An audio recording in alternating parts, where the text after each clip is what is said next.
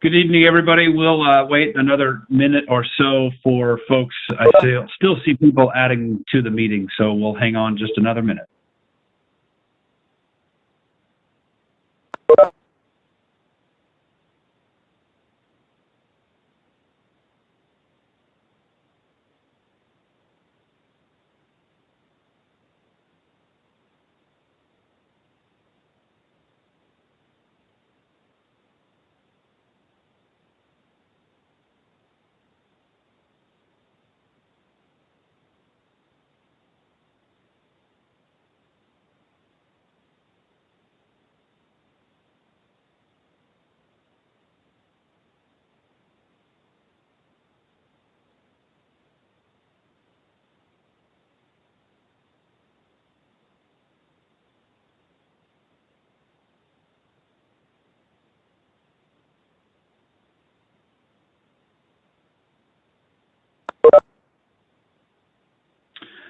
All right, good evening, folks. It's just after 6 o'clock, and thank you very much for joining us for the December 8th regular council meeting. I now call this meeting to order. We do have a few people coming in as we go through, but did want to bring us all together. So we do not have a closed session this evening, so we will move right into approval of the agenda. We have a nice full agenda this evening. And so, council members, are there any items that you wish to either change or remove or adjust from the agenda? Do we want to start with the Pledge of Allegiance? Yeah, sorry, I forgot that. Went right into the agenda. So again, stand and face the appropriate direction. Oh, yeah.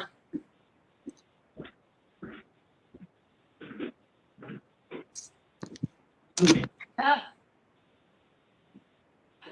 believe him.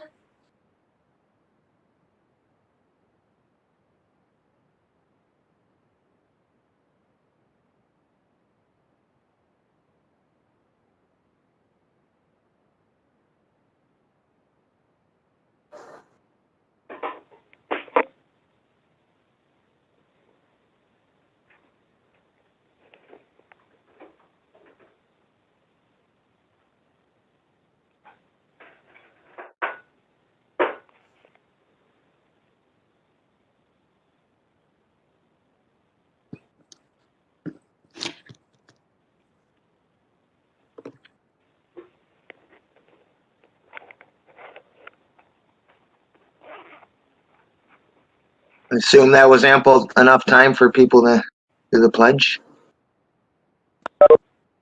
Steve, you okay? Can you hear? Yeah, Can't sorry, hear you. my phone You're all good of a now. sudden muted, and I couldn't unmute it. All right. So We I hear you. apologize for that. All right, so we will get into our, let's see, we need to approve tonight's agenda.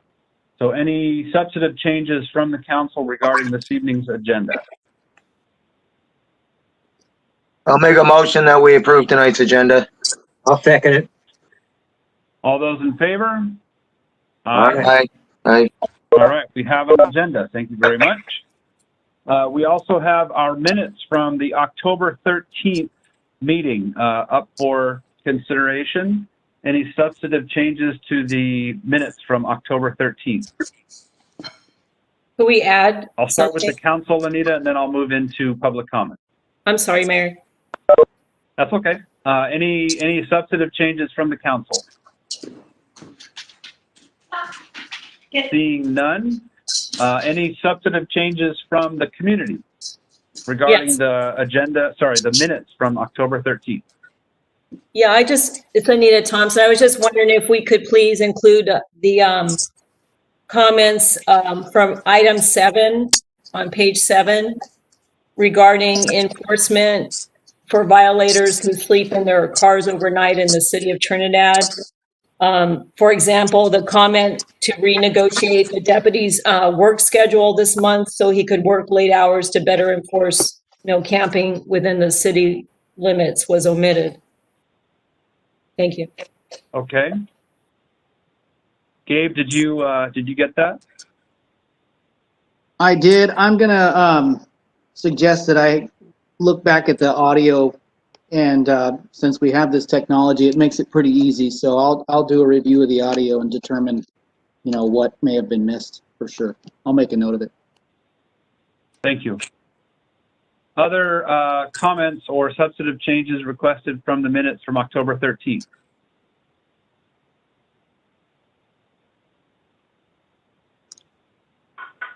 And again, for those who are here, realize I have roughly 2 screens full of names to scroll through. And if I do miss you, please consider using the chat, use my cell phone, raise your hand, put your camera on, whatever it is that best fits for you. I will put my number in the chat. And I'm gonna move to the city clerk. I'll move that we accept the minutes. I'll second that. All those in favor? Aye. Aye. Aye. Tom Davies. All right, thank you very much. We will move on to council reports and committee assignments. I'm going to go in the order that I see folks on the screen, starting with Mr. Klompus. Thank you. Can you hear me okay? Yes. Sir. Wonderful. So I'll go through this as efficiently as I can. I like to submit it in writing because it helps if people want to follow along. Indian Gaming Benefits Committee, as I reported previously, I've been placed on the committee, but it's been inactive since 2011 due to lack of funds, but the state still keeps the committee present. Number 2, the California Coastal National Monument Gateway Committee. I reported that last month. I attended the meeting. The next meeting will be held January 21st between 10 a.m. and 12 p.m. if people want to join in. I left out number 3. This is the Humboldt Waste Management Authority. The city of Trinidad is not a member of the authority, so I wasn't going to report on that again, but I do want to mention that I contacted Humboldt Sanitation and Recycling in McKinleyville, and they will be accepting Christmas trees right after the holiday. So for those folks that have trees for the holiday and want to get rid of them after the holiday, contact the Humboldt Sanitation Recycling in McKinleyville. They'd be happy to take them off their hands. Number 4 is the Humboldt County Visitors Bureau. I've been in previous contact with Julie Bembo, the interim executive director, who has funding to update the visitredwoods.com website. So what I did was analyze all the different festivals and activities that take place during the year in Trinidad, and then match them up with the organization, and then found out who in the organization is responsible for promoting and updating information. So I was able to connect Ali Hemstra from the Greater Trinidad Chamber of Commerce with the Visitors Bureau. I was able to connect Carol Vandermeer with the Gateway Committee. I was also able to connect Jan West, the Trinidad Civics Club. And as of today, about an hour ago, I connected up with Julie Fulkerson of the Trinidad Bay Arts and Music Festival. So all these different organizations have now been in touch with the Visitors Bureau, who will be able to update the visitredwoods.com website at no expense to these organizations. So it was a successful effort. We've all been connected. The last thing I want to talk about is the water committee for the city. I'm a member of Jack West and Eli Naffa, the city manager. And what we decided on the communications plan was to include some card that will be distributed to all the different operators of short-term rentals. I included a copy of it in this particular piece, so you're aware of it. 2 are printed up on a single piece of paper. It probably costs $1 per sheet or $1 per unit. It's a worthwhile investment of the city to make sure that the visitors who come here conserve water during their visit to the city. The second page of the report, I'm a little bit frustrated about. We declared a drought a little over a month and a half ago because of Liffenholtz Creek reduced flow rates. And what we need to keep in mind as a city is that we don't have a reservoir's backup. If the flow rates are low on the creek, then we have less water. We can't make up the difference. So the flow rate back in June was almost 450 gallons per minute. November 12th, it was down to 390. That's when Fish and Wildlife was contacted by the city manager. What I've learned is that the city entered into a contract with Pacific Watershed back in July of this past year at a cost of a little over $28,000 to the city.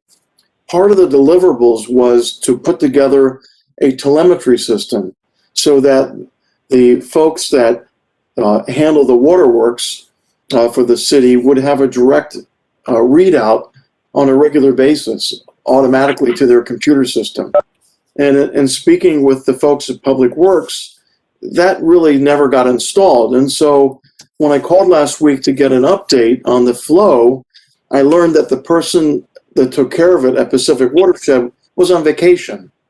So here we are out, and the last reading I have is from November the 12th, which to me is just unacceptable. So I have asked the city manager to communicate with the leadership of Pacific Watershed, Inc. to find out what we need to do to have them comply with the contract. So I've been in communication again with Eli to look into it. I hope within the next meeting we'll have an update, hopefully more rain as well, so we can find out what's going on with that contract, because clearly it talks about automatic delivery of this information on a real-time basis, and it's not happening. So the city's invested in this. I want to make sure that the city gets value from their 3-year contract that they signed. So that's it for me. Thank you for listening. If there's any questions, please let me know. Thank you, Richard. Any questions for Richard? All right, let's move to Mr. West. Any updates from us? I just want to compliment Richard on the work he's doing, and how far he's come along with getting us really going on this water system. I hope we can get stuff faster than what Richard is saying, because we may have a while before another meeting. So hopefully they'll get stuff to us sooner than that. But I went to the HCOG meeting, and one of the interesting parts of the meeting is that there's a new program called REAP, and it's a Relocation and Employment Assistance Program. HCOG is now moved from just transportation to adding in housing. So this is an accelerated housing program that Newsom has put out. Has $783,000 to Humboldt County. So and of course it's a population-based program, but we will be receiving a certain amount of money, and hopefully fairly soon we'll hear more about how that will work. I thought it'd be interesting for you to note that the county is going to receive approximately $300,000. Eureka gets $203,000 about, and Arcade is about $130,000, and Trinidad gets $4,000. But hopefully we can work with some of the other communities to use that money to work on what we can in terms of housing in Trinidad. So that was a new big program that just came out. And just to update quickly on the 101 corridor project, things are starting to move along a little better, and the final design should be ready in mid-January, and they should actually start seeing some work soon after that. So we may finally be actually seeing something happen on this. It turns out that they actually they're doing some different kind of work that they plan to make this overpass, and it's saving well over $1 million. It's going to go back in to help this program continue. So that was really good news that things are moving along a lot better. Last chance grade, It's been their geotech work has been going on for seems like years, and they're finally at 75% complete. So still a long way to go. And what they're going to be doing now is all helicopter work. So they'll be using helicopter equipment to get the rest of the geotech done. It's going to still take a while, but they will be having meetings in December and more meetings about the whole what they're doing with the highway. So that should start coming around, but for Eli, it's going to be a while before that whole thing is fixed. So, since he has to drive that so much. Anyway, I think that's all I have for the HCOG meeting. Thank you. Thank you, Jack. Mr. Davies, any reports for us? I do not have anything to report. Thank you. Mr. Grover. Yes, I was able to go to RCA, the Redwood Coast Energy Authority. There is a lot of new programs coming. So if anybody is like upgrading a system or getting a solar array or something, feel free to make contact with me or RCA directly, because we got some initiatives coming. They're renewing contracts. They're actually growing, and they're going to start replacing PG&E where we can and become more energy independent in the region in our way we develop and procure energy in the future. Now we are transitioning as a world, as a globe, and hopefully with this new administration coming in, we're going to start moving ahead again instead of backwards. So that's all I have to say about that for now. And there's a couple other items that I'll work into tonight's discussion items. All right, thanks. All right, thank you. My only update is from the Humboldt Transit Authority. It just, a lot of times we do our unmet needs and we wonder where it goes. And it was right after we had a meeting, City Council, to discuss the unmet transit needs that we heard the collection of all those different comments through the Humboldt Transit Authority. And they're really, again, just to reiterate how much they are struggling as an organization with COVID and reduced ridership and all the different safety measures that are in place. But I also was encouraged that they are considering for when times return and there's more ridership to warrant this, they're looking into possibility of purchasing a hydrogen fuel bus, which is much more expensive on the purchasing side, but can recharge or refuel, if you will, in 15 to 20 minutes instead of 4 to 6 hours. So it's a very promising technology that they're tapping into. So hopefully I'll have some updates on that in the future. So that does it for council reports. We'll move on to staff reports. Eli, I turn it over to you.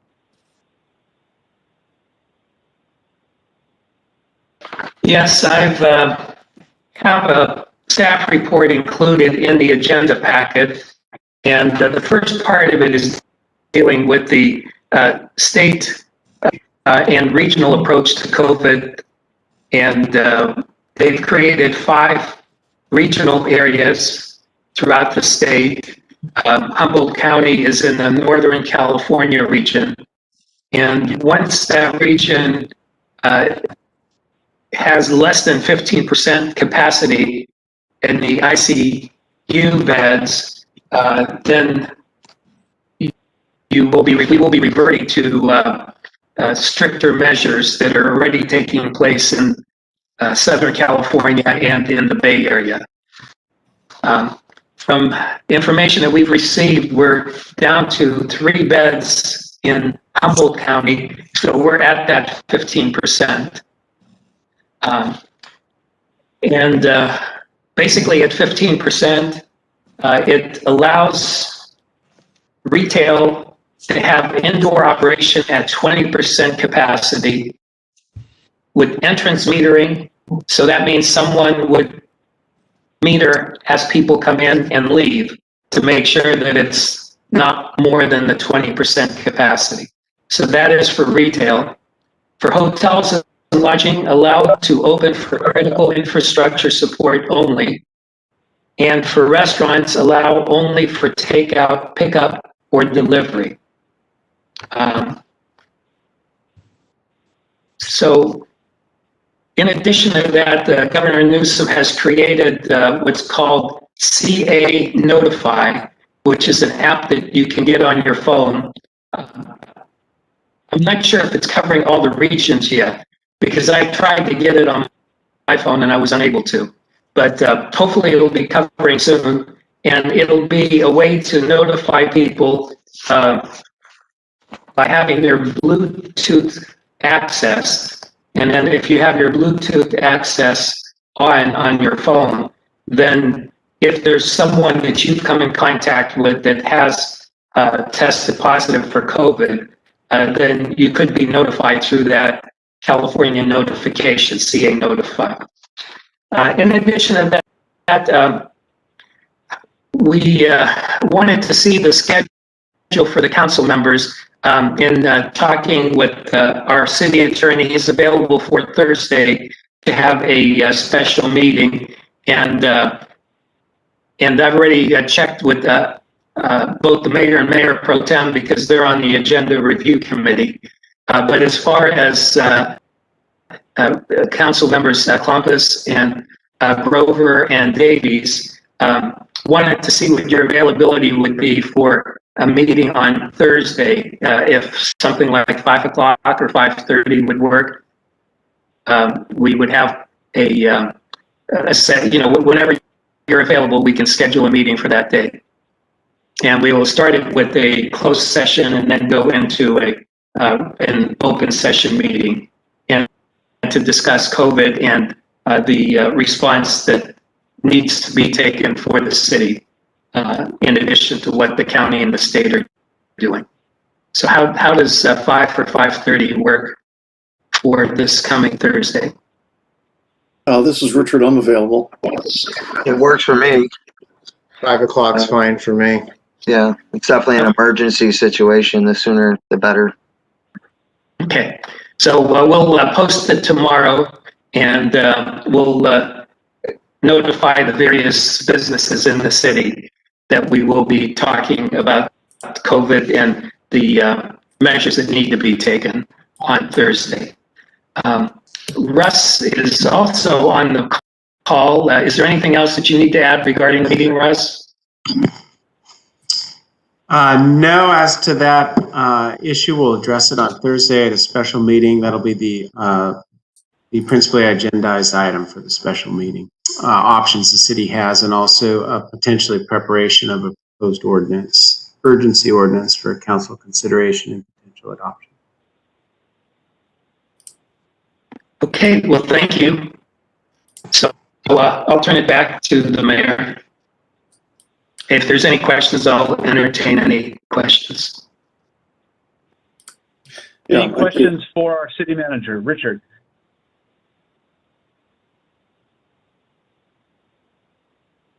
Gotta unmute. Richard.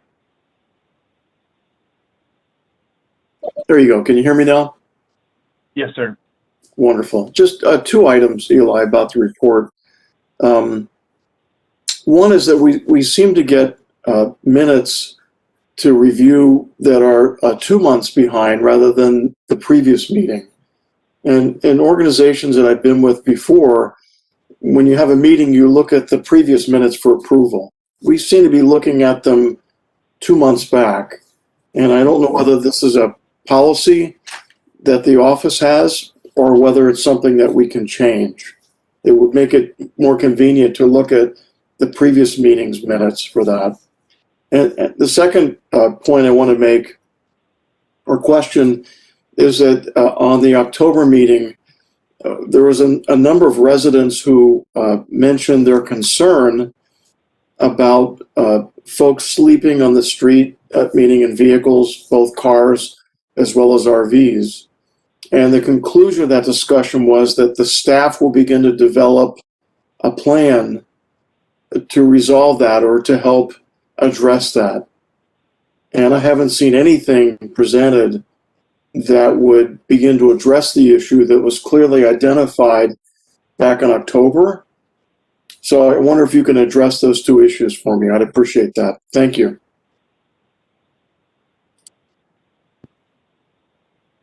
Okay, so the first one is regarding the minutes, and the minutes are prepared as time allows. Sometimes we're able to get them and get several of them together, and other times not. This past month has been extremely busy for the town hall office with the city clerk, and as a result, we were only able to get the one set of minutes done. So that's the reason. Sometimes we really get slammed, and it's unbelievable some of the things that we're addressing. And I don't know if it's due to COVID or what it is, but it just seems that we're busier now than we were last year at this time. The second part, as far as sleeping in the streets, we contact our deputy sheriffs and talk to them. So in the conversation with the deputy sheriff, they're looking for if people are, whenever they get on duty and when they leave, if there's anyone there. So usually when they start in the morning, early in the morning, they'll check and see. Some cars might be repeat, other cars might be the first time. They stop by and they chat with them and inform them that they're not supposed to be sleeping in their vehicles. So that's what's currently being done. We don't have the nighttime patrol, but from the early morning, they're able to at least contact some people and inform them. We're also going to have Lieutenant Miller in a little bit. That'll be agenda item 1, and maybe he can address some other measures that could be taken. I'll turn it back to the mayor. Any other questions or comments for our city manager? I just wanted to say I have seen a greater police presence here. I don't know if it's at the times of concern that were brought up, but I have seen more police activity in town. I don't know if that's something that due to negotiations that you're doing, or we'll probably find that out from the report anyway. So thanks. I just have one thing to add on what Richard's number 2 about overnight parking. We had talked about getting some signs installed, at least on Main Street, Edwards. As people are driving in, they see no overnight parking and sleeping in vehicles. Where are we with getting something like that moving? Okay, we'll have to identify exactly what steps need to be taken, because I know we've mentioned before about having a committee to review, because I want to make sure that we get proper language and locations, because in the past when I've tried to get signage, people have objected to signage. So we'll have to get some kind of a signage committee that can review that and give some input. So I will check with the Planning Commission and just see if there's something that could be done on their level, or if we should just have a separate committee for that. And then this way we can get proper input and then determine the content of the sign and the location of the signage. Okay, I don't know, maybe just regular no parking signs, size that are normally going up would seem reasonable. But I also want to bring up that I was under the impression we were going to be discussing an emergency ordinance tonight regarding the stay-at-home order from the state. I reviewed the meeting from last time, November 24th, and to me it was fairly clear that we were directing staff to come up with an ordinance to be presented at this meeting. So while I am available on Thursday night, I'm disappointed that it didn't come out tonight, because I know there are a number of other people in the community that had the same expectation as I did. So I just needed to put that on the record, and so you can recall what we did at the November 24th meeting.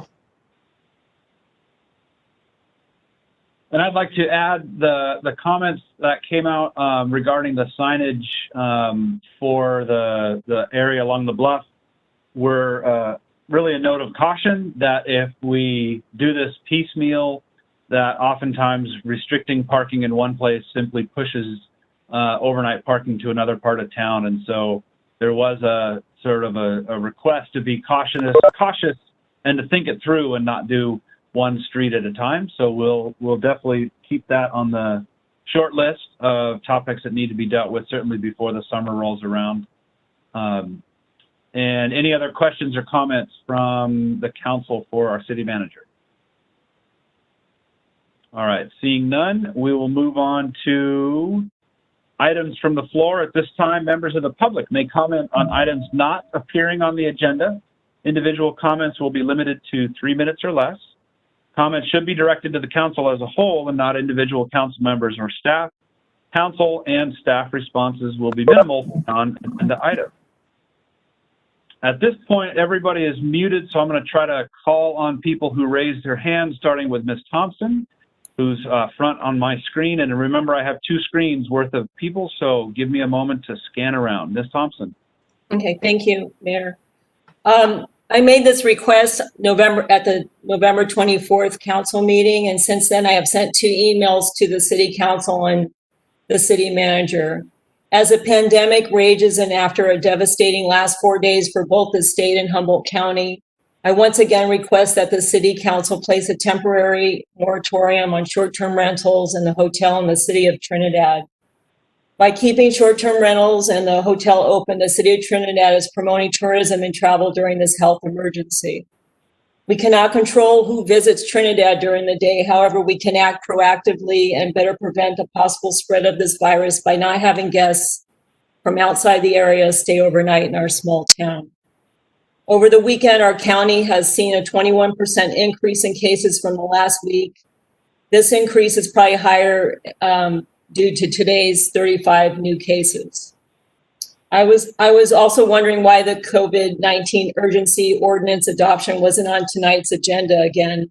At last month's November 24th meeting, this agenda item was discussed with the city's attorney, and the council made a decision to draft an emergency ordinance.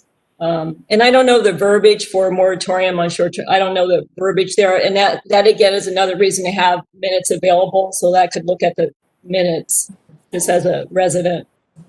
And then lastly, from a quote from today's San Francisco Chronicle, quote, California marked yet another grim coronavirus milestone Tuesday, reporting a record 10,567 COVID-19 hospitalizations, one day after the state death toll surpassed 20,000 and daily fatalities nearly tripled over the past month.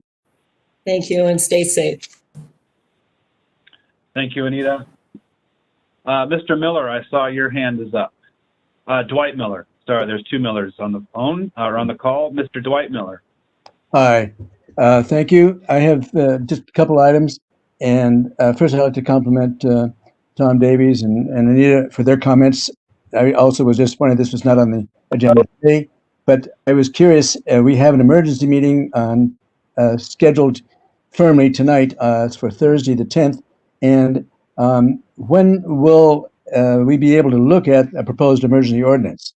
Because I'm essentially concerned with, as Anita just mentioned, being able to proscribe the lodging at local B&Bs and short-term rentals for essential workers only. And I am very concerned that we identify who those essential workers are, because as we've noted in past discussions recently, there's at least one lodging which has people come and nobody really knows, and they say, oh, they were essential workers. So we'd like to have the emergency ordinance be able to have those people ID'd, they present their ID, and they present their license plate number.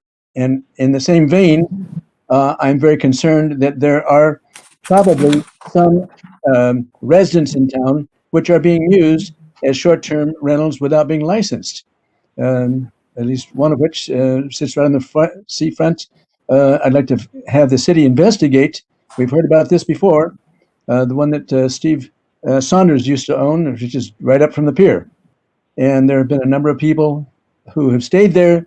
They don't appear to be a family group. And what's the basis for their coming into town? And what control do we have over those kinds of people?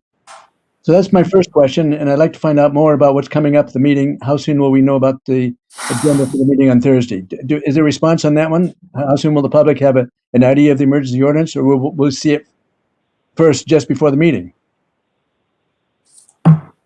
I'll turn over to Russ Stans because he's preparing it. So I'm thinking it'll be ready sometime tomorrow, and then we can post it tomorrow.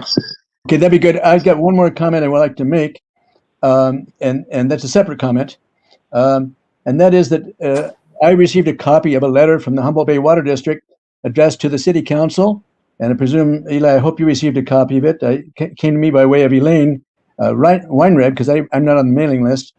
And the Humboldt Bay Water District is going to be having a feasibility study to extend water, at least as far as the Rancheria. There's an invitation for the city to participate in that. If we do not, and we decide sometime in the future that we want to consider Humboldt Bay water, it will cost us a lot more.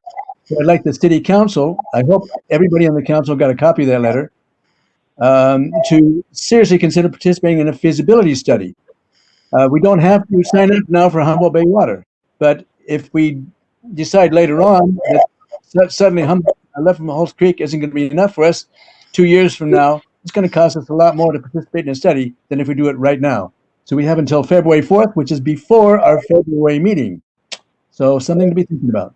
Thank you, and be interested in hearing any other comments about the emergency ordinance coming up Thursday.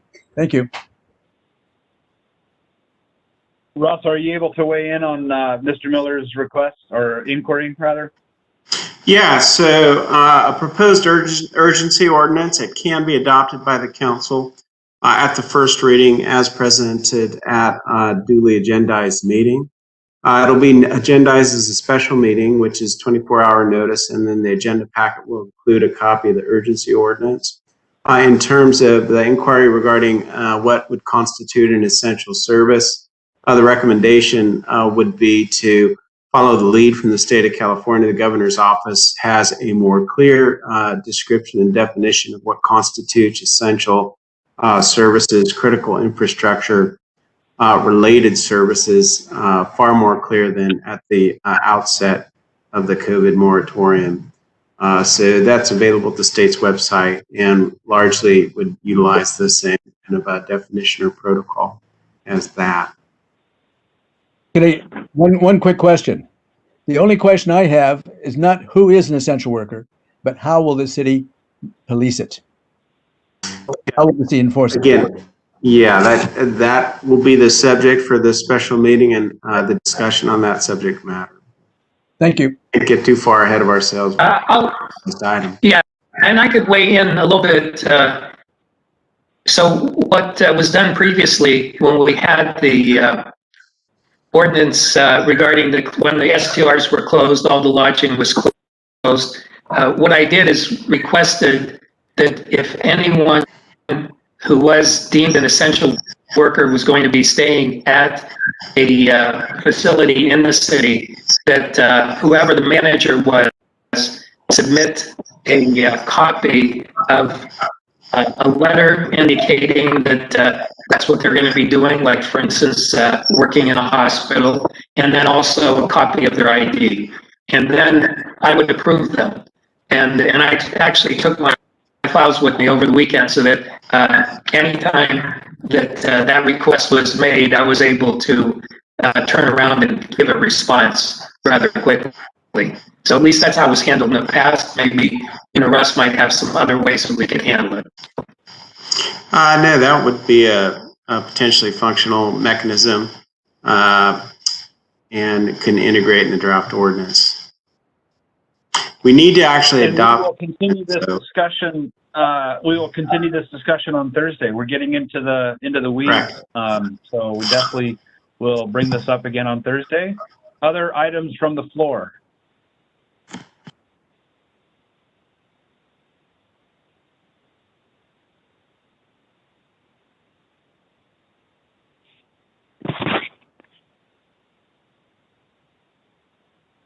I don't see anyone. There is a 707 for something that looks like they were trying to talk. Anyone else who wishes to provide items from the floor?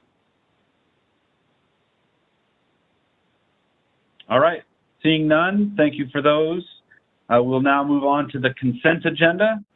All matters on the consent agenda are considered routine by the City Council and are enacted in one motion. There is no separate discussion of any of these items. If discussion is requested by any council member, that item is removed from the consent agenda and considered separately. A single opportunity for public comment on the consent agenda is available. At this point, do we have any substantive changes to the consent agenda from the council? Okay, seeing none. Any comments from the general public on the consent agenda, which consists of the staff activity report, financial statements, and law enforcement?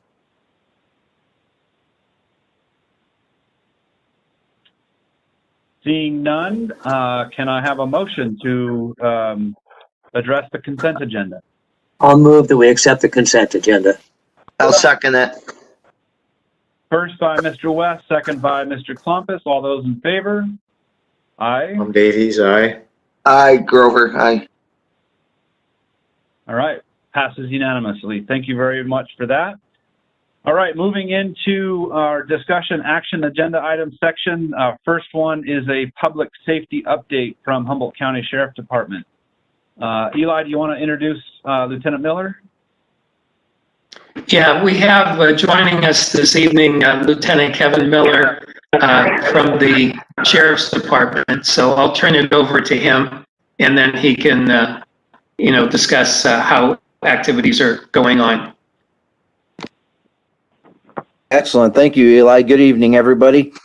I'm going to start out this discussion tonight, this report actually, just by going over our November statistics for the city of Trinidad. In November, we responded to a total of 154 calls for service. That's actually a 9% decrease from October, where we responded to 169 calls. Of those calls, 22 of them resulted in a report being taken, and 3 arrests were made. Of those investigations and reports, 14 were felonies and 8 were misdemeanors. We had 2 assaults, 1 domestic violence, 1 vehicle or residential burglary, 2 vandalisms, 3 thefts, 6 disturbances, 1 narcotics investigation. And then we investigated 6 suspicious persons or vehicles. And then we had a total of 119 miscellaneous calls for service, which was actually a decrease from October also, where we had 124. The majority of the stats, looking at them here from November to October, the majority of our stats or numbers are down from the month of October, which is a good thing. That is my report. I did hear some of the comments from the public earlier here regarding seeing extra deputies or more of a police presence or sheriff's presence in town. Yes, there's been an agreement reached between the sheriff's office, the city of Trinidad, and the city of Blue Lake, where they're now sharing one of their deputies half-time. Blue Lake sharing one of their deputies half-time with Trinidad. So that could be one of the reasons that you're seeing the increased coverage. You have 2 more days of law enforcement presence in the city that you didn't have that you didn't have in October. In addition to that, listening to the deputies, listening to community concerns and phone calls and emails that I get, we've also created extra patrols in our records management system, which is what pops up on all the computers and all the patrol cars. And it reminds people to come through and do extra patrols of the city as they can in between other calls for service. That is my report. I do want to note one thing regarding the service calls. We have the law enforcement report that's included in the consent agenda. And a number of those calls happen actually in the greater Trinidad area. So it reflects what happens in the city and what happens in the area surrounding the city. Yes, thank you, Eli. Usually I qualify that at the beginning of my talk, and I apologize for not doing that this time. So yes, these, our records management system only allows us to grab stats it's not finite where we can just confine it strictly to the city. So it does go somewhat out into West Haven, out, Scenic Drive, and out Patrick's Point Drive also. So yes, so in the city itself, there were not 154 calls for service.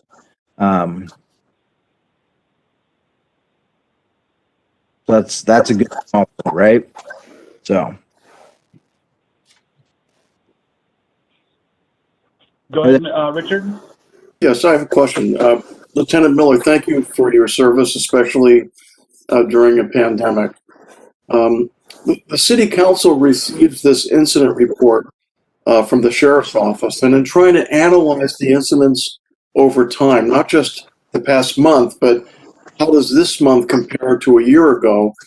Back in August, I contacted Margaret Gunderson from the sheriff's office in Humboldt to ask if they could provide more of an analysis over time. And they were unable to do any of that. They basically just give us a PDF report. And as a layperson and a council member, I don't really understand some of the abbreviations and whether or not we have more serious offenses occurring or less, and whether or not we need to increase police presence in the city. So as a council member, I'm trying to determine if we need more police presence based on data. So maybe you can comment on how we can better understand whether there's been increases, year to year, or whether or not there's a need for more police presence really based on data rather than just individual resident complaints. Thank you. Yeah, Richard, that's a great question, actually, and we can go back to a certain point, or understanding that our records management system is somewhat new to us. We've only had it for now, probably a couple of years. So we can go back and we can make comparisons. I mean, Margaret Gunderson's the person who prepared this report that I'm talking to you guys about tonight, and I'm making comparisons between November and October of this year, but we can go back and draw some other ones. And I agree with you. I think that's very wise and responsible for you to look at that approach, being, things being data driven. So that is something that I am, maybe you could reach out and work through Eli with, or you can certainly reach out to me, and you can call the station like you did Margaret, but ask to speak with me, and we can work something out and to get you that data that you want. Lieutenant, thank you. Thank you. Any other questions for Lieutenant Miller from the council? Any questions from the general public or comments for Lieutenant Miller?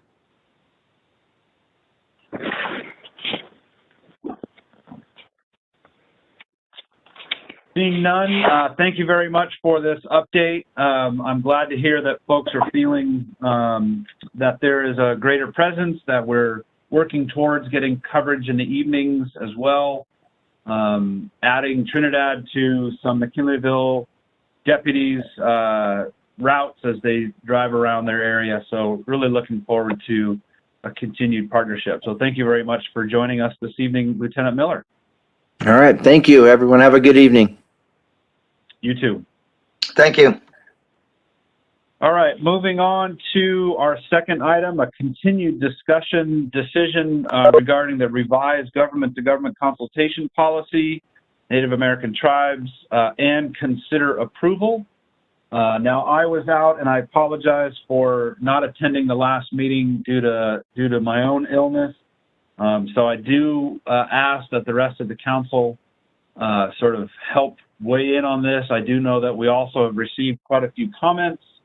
And if I could bring it back to our attorney, Mr. Gans, to summarize some of the comments and changes that have been made and have come in the last week or so. So Mr. Gans, can you bring us up to speed on some of the substantive changes that have been made and some of the outstanding issues that we as a council need to discuss this evening? Yeah, certainly. So, in fact, there have been quite a few comments on this item. It's provoked a lot of discussion and community input, and those comments continue to be received, even up and including some additional comments received tonight. And today, whether or not those are ultimately included in the packet, were not, of course, because of the arrival. There are basically 5 separate sources of comments that were received.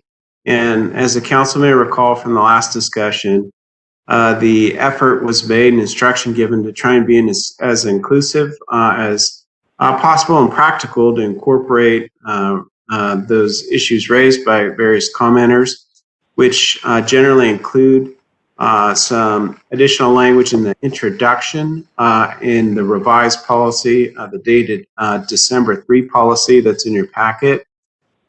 Some additional language regarding the introduction regarding basically the proximity to the Cherry Heights Indian community of Trinidad Rancheria, as well as the city having property and within the Aboriginal homeland of the Yurok tribe and people. Additional revisions were made to the definitions consistent with some of the recommendations from reviewers, and those definitions updated. As to the process that is proposed, and then again, that's section 3 of the December 3 policy. And I consider this the most important issue that the council is considering, i.e. a process to facilitate government-to-government consultations and avoid further concerns regarding potential Brown Act violation or proceeding in a manner that's not compliant with the city's obligations for open government and Brown Act compliance. So really no substantive changes were made to this either subsections 3A or B regarding that protocol or process to meet that's been recommended. There have been some minor language changes in those provisions, but the general framework remains. Some additional text was added in section 4 regarding the specific CEQA consultation protocol. That's a component of the California Public Resources Code, as well as the protocol for general plan amendment and consultation for any substantive changes or material changes to California or the city's general plan. There's also a specific consultation, government-to-government consultation requirement. It's embodied in the government code that's been added to the policy. 2 areas of substance that were not included in the proposed policy that's before the council tonight. The one of which was a request from the Rancheria to basically include a description of future meetings with the Shirley Ancestral Society and implementation of the city's policy 69 related to further communications about the management plan and communication with the Shirley Ancestral Society on that subject matter. One of the principal reasons for which that those recommendations and that requested language was not incorporated is the council knows that issue is under litigation, pending litigation, and it's in fact one of the issues that issue in the litigation is the protocol for participation in those meetings and future method for participation, in particular the Rancheria as a component of this management plan consideration in meetings. That issue, I believe it to be beyond the scope of this government consultation policy. It doesn't fit cleanly within it. And again, that matter is still in litigation, so we'd like the litigation to take its course. And hopefully, ultimately, some resolution will be reached in the litigation that will address that issue and that concern. The other substantive requested change was more broad language in terms of generally a consultation protocol for cooperative projects, whereby the Rancheria and the city may have mutual interests for some city-sponsored project. Didn't believe that language was necessary to include in this policy. Again, as the council will recall, this started as kind of a general kind of basic policy statement basically to put in place a procedure for the council so we conduct meetings in an open, compliant manner with the Brown Act and provide a little structure for staff and the council to make certain we get those agendized appropriately in the future. So it's kind of a general synopsis of where things stand. Also received email communication on behalf of the Shirley Ancestral Society today, basically asking that the council potentially delay acting on this proposed policy tonight. One of the requests being apparently the Ancestral Society has not had an opportunity to have their legal counsel review the matter. Anyway, believe that has been included in the council's packet, or those comments have been included in the council's packet. So that's a general synopsis. Are there any specific questions from the council? Richard? Yeah, I've read over it. I'm certainly not an attorney, but I want to make sure that the result of this is that the city doesn't treat the Yurok tribe, Trinidad Rancheria, any differently. Both are considered sovereign nations. Our neighbors, neither have an advantage or disadvantage in this consultation policy. That we're all equally based for moving forward in the structure. I just want to make sure, Russ, that you can confirm that. Yeah, in fact, that's one of the reasons that some of the requested revisions were not incorporated. We don't want to give preference to any individual tribe per se. If there are any concerns about any of the language included, I think the only potential concern would be that requested second paragraph in the introduction that the rancheria submitted. Other than that, I don't believe there would be, there's definitely no, favoritism or orientation to any specific tribal interest versus another. That's, again, one of the reasons for which that proposed language on policy 69 was left out as well. I don't believe it's appropriate to address that issue in this policy or otherwise take a position in this general government policy that may impact that relationship, which affects multiple interests, not just that of the rancherias. Thank you. Other comments or questions from the council? All right, let's bring it out to the general public. Questions or comments regarding this process from the general public? Go ahead, Mr. James.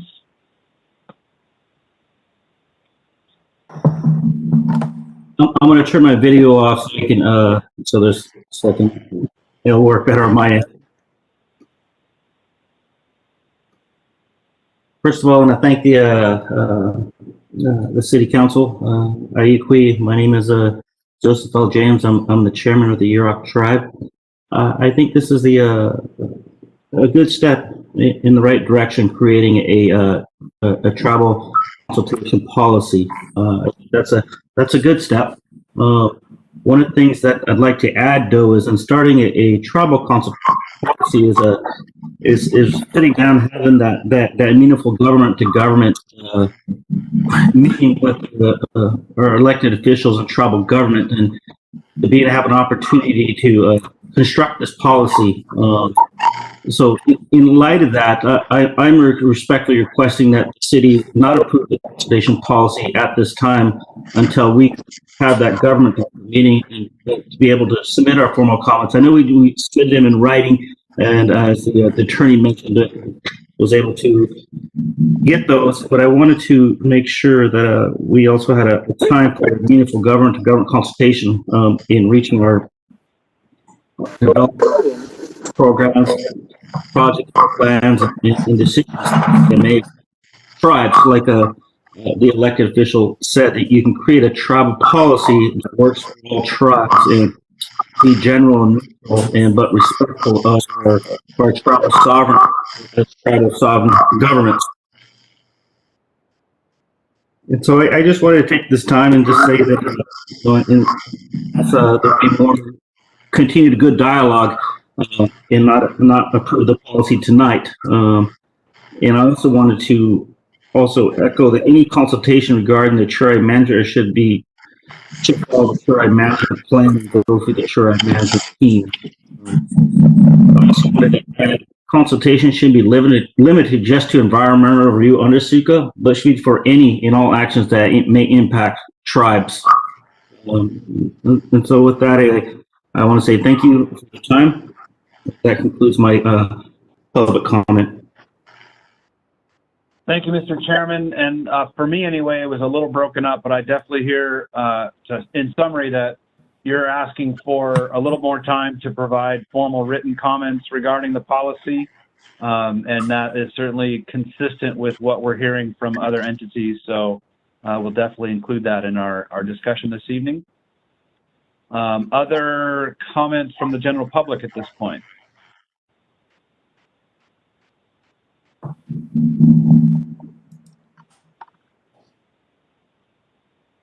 I think it's, Mr. Kenny. Yes, please. Do I have to unmute or? Can hear you. Now you're on mute. Can you hear me now? Yep. Okay. I'm getting a big echo for some reason tonight. I put some comments in the chat box. Were you able to see those? I think you did it privately because I do not see them, Bryce. All right. Well, I just wanted to comment about the definition of activities, which is the first definition. And that at the second to last line, the word "and" should be replaced with the word "or." And at the end of the sentence should include the phrase "or the adoption of" or an amendment to a management plan that affects tribal resources. That would make the policy broader, and I think it would make it in conformance with the state statutes. So I can try to put that in the chat again, but with this echo, I'm not feeling like I'm really communicating with you guys, so I'm gonna... Would you be able to submit that in writing to our attorney, Mr. Kenny? That way it can be clear, because everyone's having tech issues tonight, and I don't want to limit. If you don't mind sending that out to our attorney, I think that would be beneficial. That way we can just have it. I'd be happy to do that. And I want to thank all the people that gave input and the city attorney for working so hard on this issue.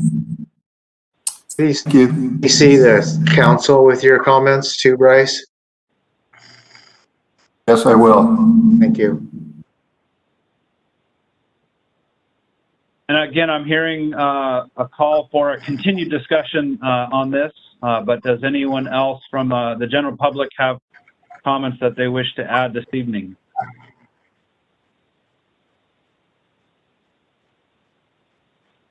Let me scan to the second page. Looks pretty quiet.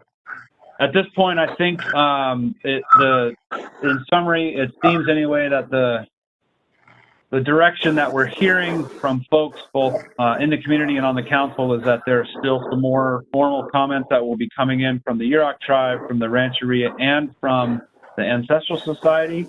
And so those will come in and be considered for future discussion. Sherry Provolt has her hand up.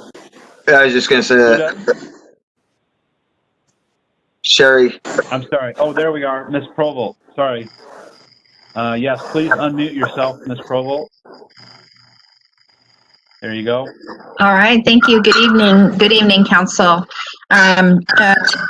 the York Tribe definitely wants to thank you for recognizing our letter that was submitted to you with some general comments that I think there are some, a very good start on this policy, but I think that there's still some work to fine tune it. And I do think that this is such an important policy that taking the extra time to really make sure it's right is really important. So I think that that's a good step to do, is just take some extra time, make sure you as a council have really reviewed it thoroughly. The comment that I wanted to make for the record here is that I think that the government to government policy should be one that's general to governments, and that not necessarily call out any particular tribe or agency. You have lots of different governments in the county that you work with, and in lots of different tribes that are government entities. So I would suggest that it be more generalized and not call out the Shirley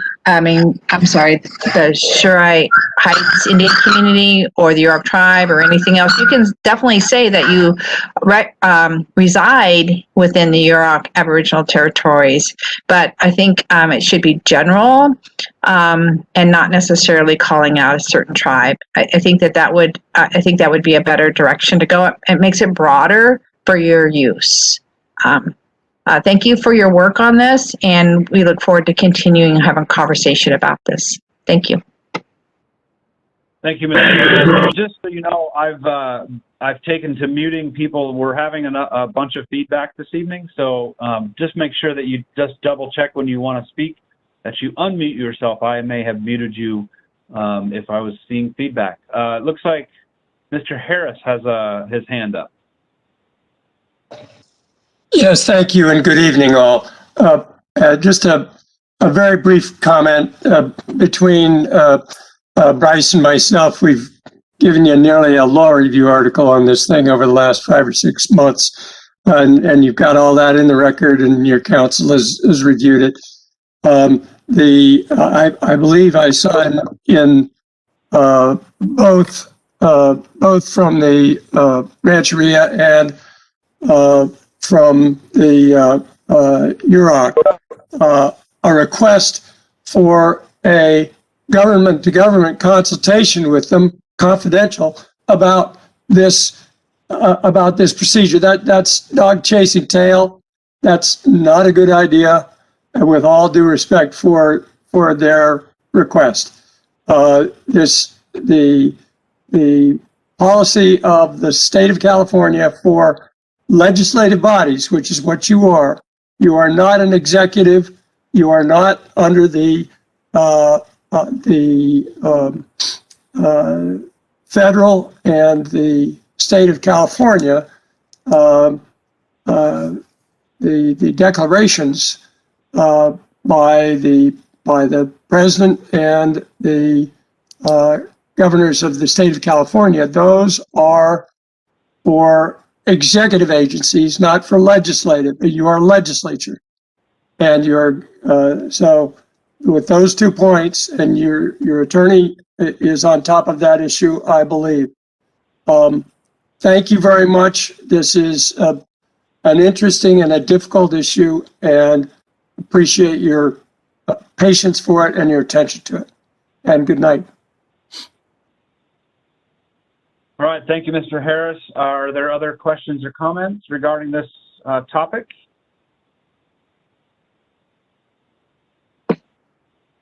No, I just wanted to say too, if we're back to the council now, that I appreciate the work that's gone into this, and the letters that we got from tribal entities and describing SB 52 and 18 and specifics about their expectations, and that these things don't happen overnight, that these relationships are based on a lot of communication, not just one round. And I think we're on a right direction. If there's only, when there's a situation that arises that there needs to be privacy, that we're aware enough to step back and not go in as a council, like Mr. Harris just was insinuating too.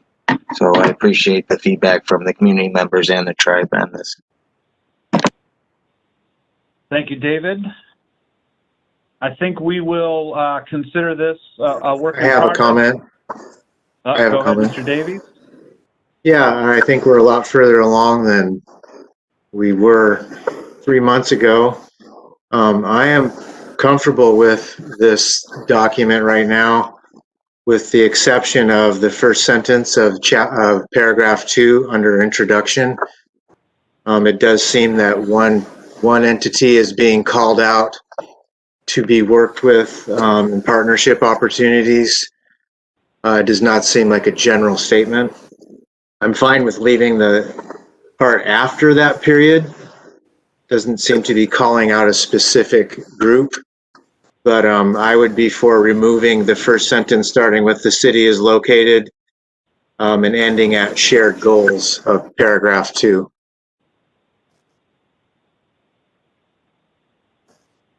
All right, thank you for that. So again, what I'm hearing is that there will be some further comment coming in from various entities in the region, and once we have a revised policy, draft policy, we will bring it back to a future meeting, I imagine soon. If not our January meeting, then our February meeting. So again, thank you for this discussion and the continued work. We'll move on to item number 3, the discussion decision regarding the revised Edwards Street bicycle and pedestrian connectivity project design. I see that Steve Allen is on the line. I want to make sure that he is at his phone or his Zoom and ready to present this next item. Mr. Allen, are you available? I am here. Can you hear me okay? Yes. Please introduce this next topic. Eli, do you want to introduce the general topic, or do you want me to start out? Yeah, I'll just briefly make a few comments. So this formerly was called the Van Wyck Connectivity Project. So now we changed it to the Edwards Street Bicycle and Pedestrian Connectivity Project. It's funded by Caltrans. The city has been discussing this for a number of years. Originally, both the bike lane and the pedestrian area were going along Van Wyck Street, but now they have been moved over to Edwards Street, and that's why we changed the name. Also, we have been talking about trying to create a safer environment with this Caltrans funding, so that people, as they go from the city up above to the harbor and beach area, that they do have a safe path. And this does provide a safe path with the connectivity along Edwards, where there is a dedicated sidewalk and there's a dedicated bike lane. And in addition to eventually meandering off of Edwards to Galindo and Van Wyck to eventually get to the harbor in a safe manner if you're walking or bicycling, rather than going around the bend near the Marine Lab. So, and hopefully Gabe was able to get your PowerPoint, Steve, so I'm hoping that that would be ready, but I'll turn it over to Steve Allen with GHD. Thanks, Eli. Yeah, this is Steve Allen.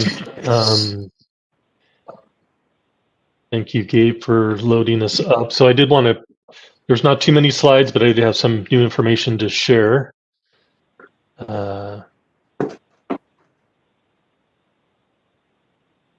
So I am seeing the title slide. I assume others can as well. So can you go to the next slide, please, Gabe?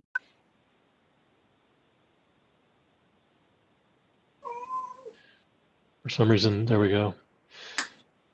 So the overview, just wanted to go back and briefly address some project funding and goals of the project, and then talk a little bit about the project background and some key changes that have been made, and then get to the overall changes of the project scope to describe the current project, and specifically address and overview some of the vista points and questions that we have, and then provide a summary and happy to answer any questions that there may be after that. Next slide, please. So just a reminder, not a background of all the funding, but the current funding for this project is from Caltrans, Alternative Transportation Project. And the goals of that project were to create the safer pedestrian and bicycle friendly route between the upper Trinity Edwards Street intersection down to the Trinidad Harbor and Beach area. And that hopefully a side benefit of that would be to encourage community members to use these active modes of transportation and provide some education as well. There are a couple pictures on the bottom of that slide. On the lower left, of course, is looking up Edwards Street, where there was a group of people walking up on the shoulder there when I was out at the site. And then the photo on the bottom right is a photo simulation, this time looking down Edwards Street, showing a bicyclist and a Shero going down Edwards Street downhill. And then on the opposite side, on the uphill lane, a separate bike lane. What's not shown, but it is part of the project, and I'll explain a little bit more detail, is also a sidewalk on that south side on the uphill side. Go to the next slide, please. So some of the key issues, one is just a reminder that the grant goals themselves have not changed. It's just really the route in the middle of the project. So we're trying to get from one end to the other. And what's changed then is the Van Wyck Trail. So part of what we started out hoping to do with this grant was to repair the Van Wyck Trail. And we now know it's in a very culturally sensitive area. And that's why we've modified the project not to repair the trail in that area of concern and to move it over to Edward Street. So in some of our recent stakeholder meetings and public outreach, we've had some people say it just seemed like we're just jumping all over the place and trying to change the project around. We're really, as far as Caltrans is concerned, and the city's goals of the project as well, is really to improve connectivity from one end of the city to the other. This project is still doing that. It's just not addressing the Van Wyck Trail. And on the Van Wyck Trail portion, we also wanted to clarify that this Caltrans grant does not close the trail or keep the trail open. We are not including the repairs as part of the grant, but actual closing of the trail, which is a discussion item, an important item that should be discussed further. That's something that the city council does need to take up separately, because that's not, this grant and in finalizing the design does not close the Van Wyck Trail. Another note was that there are existing utilities along the trail, so we were obviously hoping to repair those at the same time. I think everyone is aware that the city has paid for those repairs of at least the temporary line, the gravity storm drain, and the water line across the slide, so that work has been completed. Another important change is that there's 2 Vista points have been added, and I think everyone is aware that we were proposing 3 Vista points, and we literally had a series of public meetings and elicited feedback on those. And the 3 were dropped down to 2, and those 2 are in areas where there's existing benches. So we'll talk about those in a little bit more detail. Another change since the last time it was in front of council was that we've also dropped the interpretive signage, essentially for one main reason, that there was more time needed to discuss the details about what might be on the signs and where the best placement was, and things that just were not really fitting within the grant deadline. So rather than trying to rush something, that's a fairly low cost aspect, and something that was really going to benefit from more sign-in discussion. So those were removed from this grant project. And then also some important feedback on the most recent discussions was about reducing the driveway lengths on Edward Street. It was conveyed as a concern, and that specifically has to do with the sidewalk that wasn't shown in the simulation photo I just talked about. And so it is true on the concept that we put out and we're having discussions, that is a real issue, that there are some driveways on the south side that are already not very long, that if you have, say, a full-size pickup parked in that driveway, there's not a lot of room between the garage and the street. And if you were to move over another 5 feet and place a sidewalk, that would be even more challenging, let alone the landscaping and the yards, etc. So we have addressed that, not through trying to make narrower lanes or get design exceptions, but from basically shifting Edwards to the north on the uphill side, approximately 2 feet, not exactly 2 feet, but basically splitting the difference. And there was also some areas that the lanes were a little bit wider, or the parking was a little bit wider. So by making those dimensions uniform and shifting the road slightly to the north that were really not impacting anyone generally more than a couple of feet. The main exception to that is on the downhill side where we tie into the existing sidewalk where it comes around Galindo.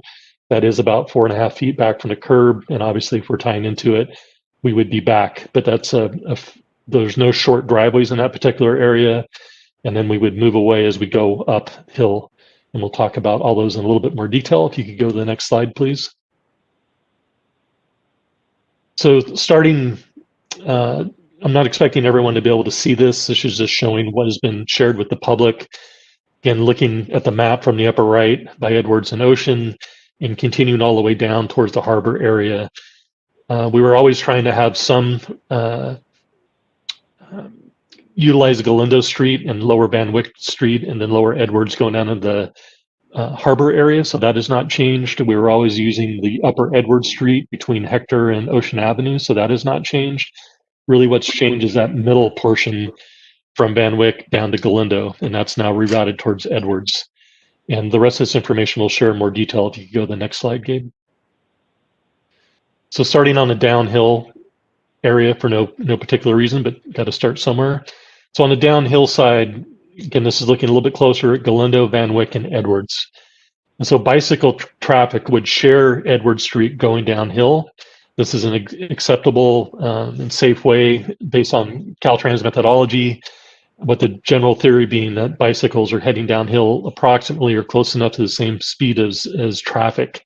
And with sharrows or markings on the street designating that it is a shared roadway, that traffic and vehicles can safely move along with bicycles in a downhill direction. Now, moving back uphill is not the same. And being a connectivity project for Caltrans, they want to see you provide safe passage in both directions. If you're encouraging people to go downhill, you need to provide them a pathway back uphill.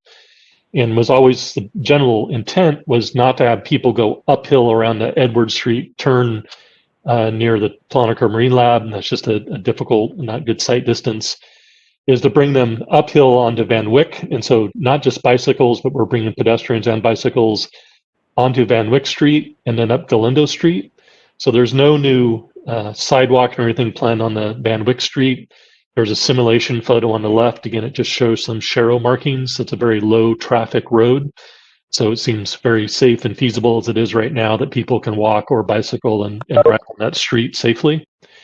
Once they get to Galindo, pedestrians would be routed up onto the existing sidewalk area and bicycles would travel up Galindo Street. So that area of the project really has not changed much through time. But if you go to the next slide.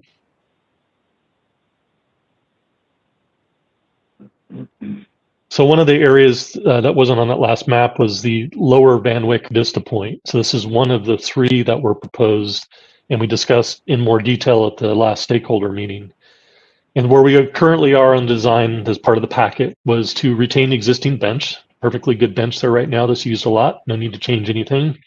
And then add some gravel surfacing from the street. Right now it's just grass, or in the winter it can get a little bit muddy. There's a couple photos on the bottom where you can see the views out from the bench.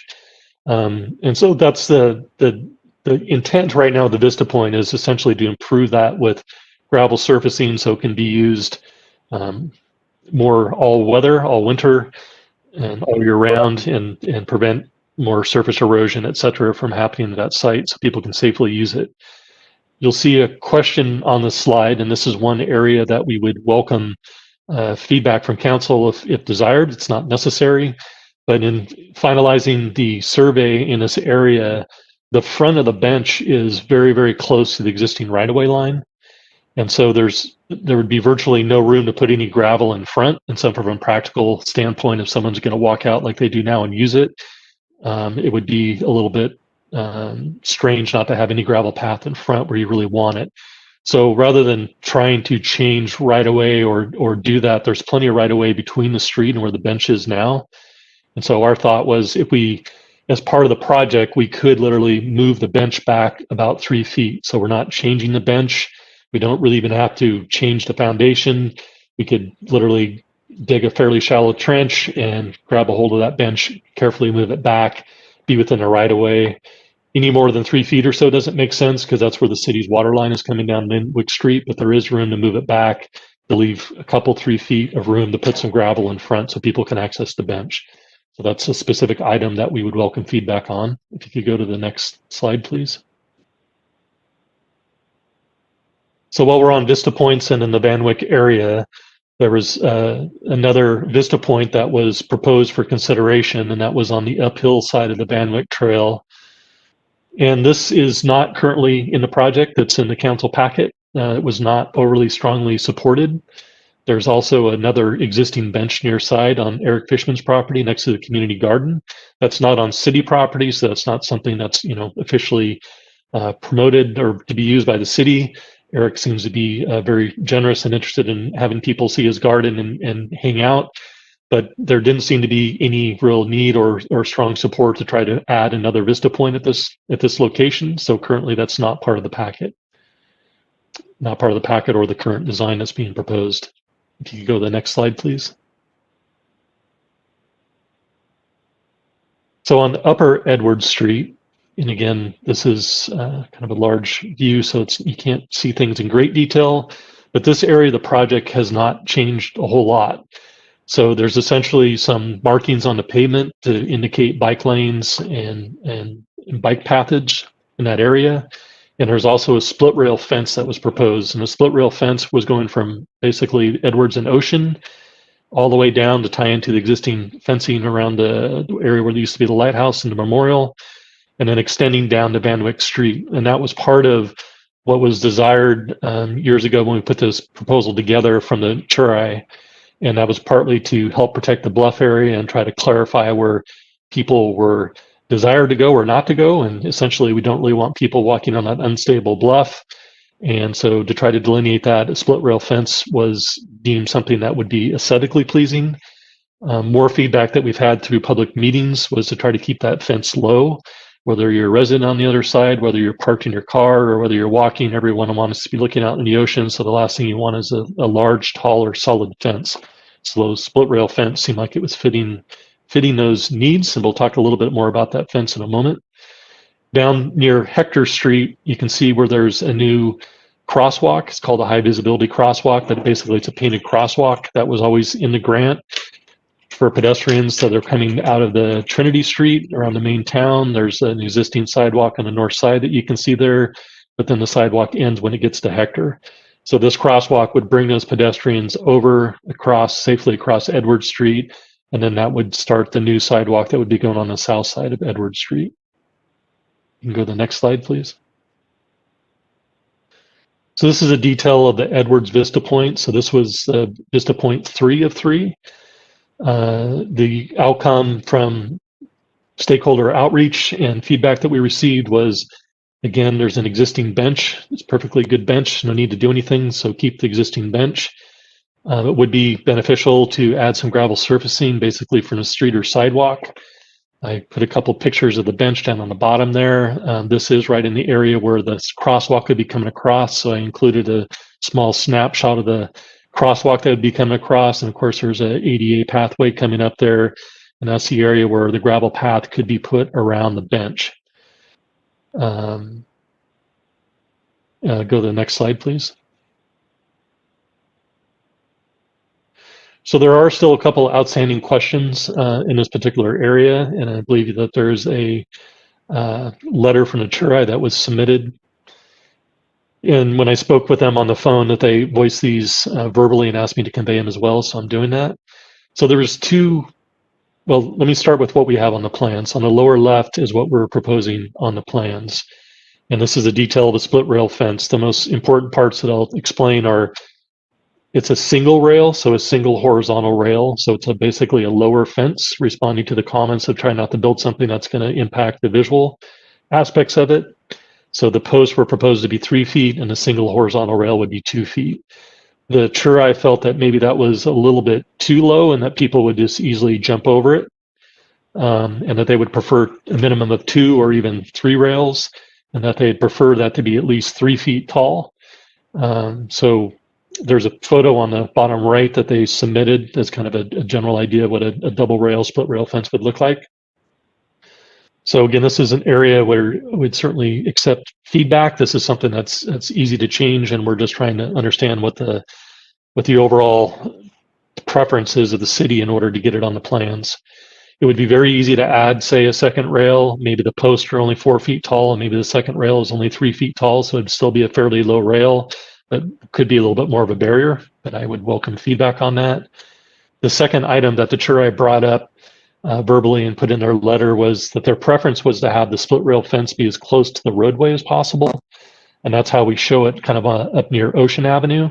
So essentially, say a foot or so away from the existing curb so that it's not far enough away for people to start getting a well-worn pathway between the curb and the split rail fence, but to leave a little bit of room so that people can park and open their door and get out.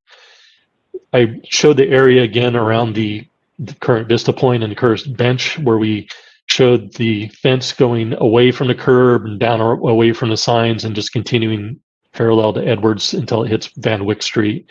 Their suggestion was to move that fence a little bit up closer to the roadway, certainly get around the bench and the Vista Point, but then to bring it back up near the sidewalk and just keep it as close to the roadway as possible. So that's another item that's certainly easy for us to do. We're just trying to understand what the desire is from the city so that we can depict that on the plans and move forward.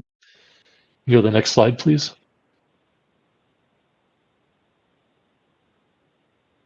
So on Edward Street itself, I have a few slides to talk about what we're planning on doing. I do appreciate and recognize that the project was called the Van Wyck Trail Connectivity Project for a long time, and perhaps people on Edward Street were not paying that much attention to it. It was many months ago that the bicycles were being moved over onto, actually a year ago or more, that the bicycles were being moved over onto Edward Street. And then more recently that the pedestrians will also get moved when it was just clear that we weren't able to repair the Van Wyck Trail at this time. Excuse me. So in plan view, that is what it looks like. And then again, it's the same simulation on the bottom. What's not shown in that simulation is the sidewalk on the downhill side. But let's go to the next slide and we can look at that in a little bit more detail.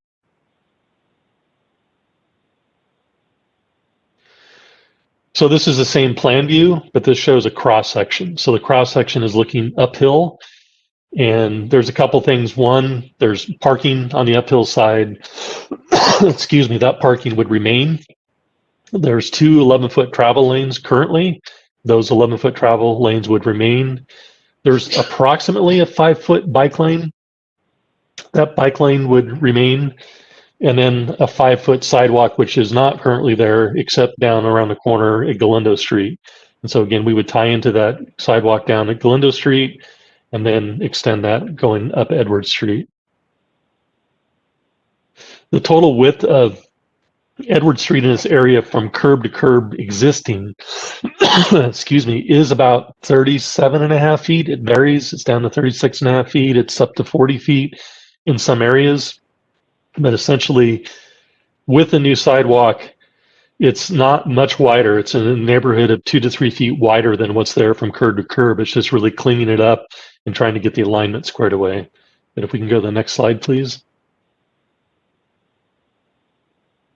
This is a snapshot from the current plan set that's included in the packet.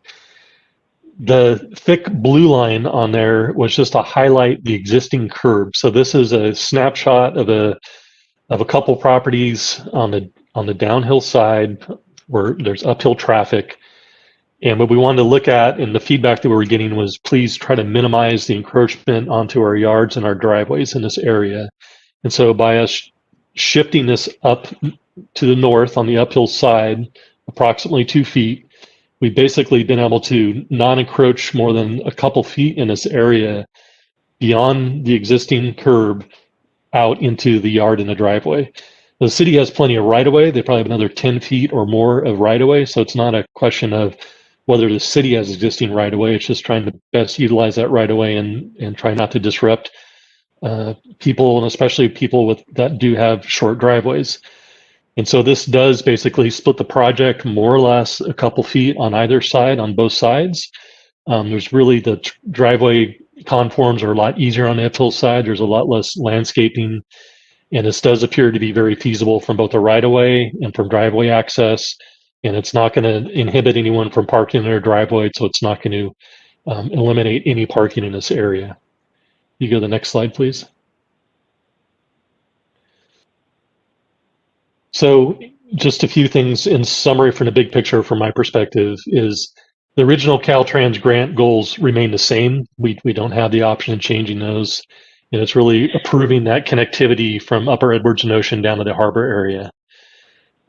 Staff has previously modified the project based on stakeholder input, which really changed the middle portion of the project from the Banwick Trail portion up to Edward Street. And of course, the city was also hoping when this grant was first submitted was to be able to fix the Banwick Trail as part of this project. And I think there was a lot of emphasis on that trail because that was probably the trickiest spot. And so trying to get that figured out first. And those discussions were probably more focused on the trail and that part rather than the overall project and the goals of the project, perhaps. So just want to kind of clarify that aspect. City staff have been working to deliver the project that's approved by council and Caltrans from input from all stakeholders. We've continued to have stakeholder outreach and also conveyed that this council meeting was really kind of the last opportunity from a design standpoint for people to weigh in and for us to get direction from council about how to proceed. So the recent stakeholder meetings over this last week, they have made additional design changes to address that input. So we were trying to listen and not just listen, but actually make changes and try to address those. So I know that there's a lot of the feedback that we had were about the trail itself, about whether the trail could or should remain closed or whether something could or should be done to keep it open. And again, I want to clarify that for council that that's not part of this grant, that we're really trying to focus on what we can do with this grant because we have a grant deadline of December 31st to finalize that design. So that's an important discussion that needs to continue. And Eli has conveyed too at our public meetings that those discussions.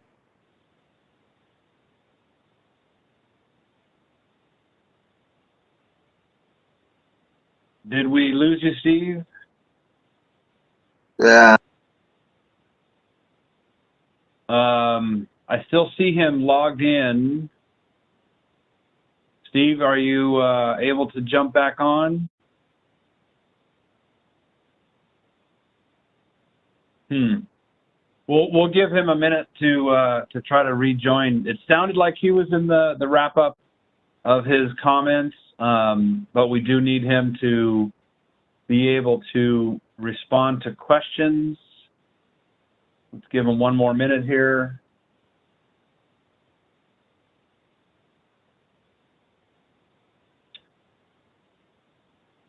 All right, at this point, just to kind of keep it moving forward, what I would ask is that since we don't have Mr. Allen to respond right away, I imagine he'll be back shortly.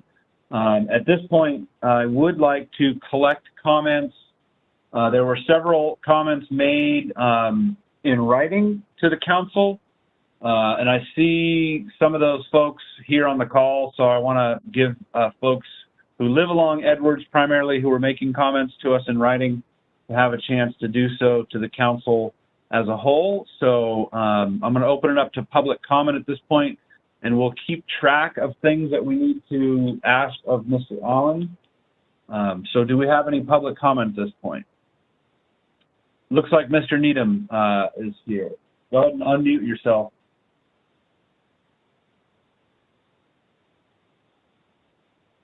You're still muted, Tim.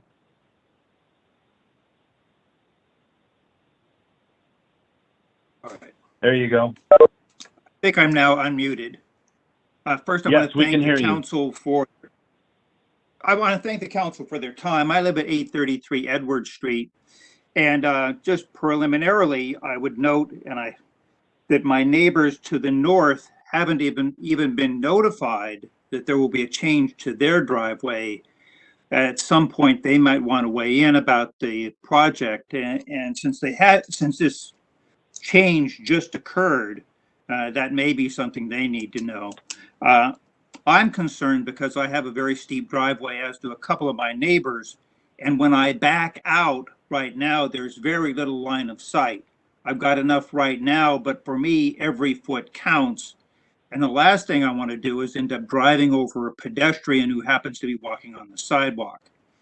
And I went out and checked it today, and even if there's only a 2-foot infringement, it's going to be awfully close. And I don't know about the other driveways that are steep, but for me at least, I'm very concerned about running over somebody backing out of there. I would note that the Association of City Transportation Officials states that when there are multiple uses to a roadway, especially in this type of setting, that every foot counts. Yet what GHD has done is simply taken your basic highway design for a basic state highway and just planted it on top of Edward Street, which doesn't make any sense if there hasn't been real thought given. How far should the parking lanes be? You can have a parking lane down to 7 foot and that's okay, but here are their 8 foot. You have a 11-foot lanes, even though the Association of City Transportation Officials says that 10-foot lanes are safer because they slow speeds. You have a 5-foot bike lane, whereas Caltrans allows for a 4-foot bike lane, on and on. And I'm concerned about that also because we seem to be creating a bike lane to nowhere. Nobody rides bikes down Edward Street. I mean, I see a lot of pedestrians, there's no question, but there needs to be something done for the pedestrians. But I can literally in 8 years count on maybe 2 hands the number of bikes I've seen. And I think everybody else would join in on that. So I'm certain the other Edwards people will tell you that there's simply, what are we doing? There's not anywhere for the bikes to go other than to go down to the beach, and they don't leave their bikes at the beach, and there's not even a bike parking spot down at the restaurant. So what are we hoping to have? It's not an occasion where if you build it they will come, because there's no place for them to go to. So I just don't, basically I looked at the Association of City Transportation Officials website, and every recommendation they have for when you need a bike lane, none of that criteria is met here. Not one. So, I mean, I appreciate that we have the money and that Caltrans would like bike lanes, but this is not a place to have them. So with that, I really appreciate your time. Again, I think that we need to talk about every foot, and every foot counts in this instance because it makes it much more safe for people like myself who have to pull out onto Edward Street. Thank you. So it looks like Steve has gotten back in the call. So Steve, are you able to hear us and communicate with us? I am, yeah, sorry for dropping off, but I am back. So I don't know if you heard Mr. Needham's comments, but just a quick summary. Calls into question perhaps revisiting some of the width of some of these different lanes, 11 feet versus 10 feet and so on and so forth. And also questions the need for the bike lane, and if that can't be used or incorporated rather into a multiple use of roadways. So can you respond to, and I believe those were also in his written comments if you had a chance to see those. Can you respond to some of those questions that he brought up? Yeah, I'm happy to try to address those. And I think I was trying to do that in the presentation, and I am not sure if that was cut off or not. So if I am repeating myself, you can let me know. Otherwise, I'll try to address it now. So you are correct, Mr. Needham, that you can request, and some of those items can be reduced as far as the widths. Being a safety project, the desire was to try to maintain a full 5-foot sidewalk, a full 5-foot bike lane, and the 11-foot travel lanes. So while, yes, you can say reduce travel lane from 11 feet to 10 feet, as you mentioned in your letter, as I recall, the study you had mentioned was more for an urban setting, and they're typically done in a more low gradient areas where there's less commercial traffic. And they even kind of mention that if there's a lot of commercial or truck traffic, that going down to 10 feet may not be fully desirable. The sidewalk, it's like, can you go narrower? Yes, you can go narrower.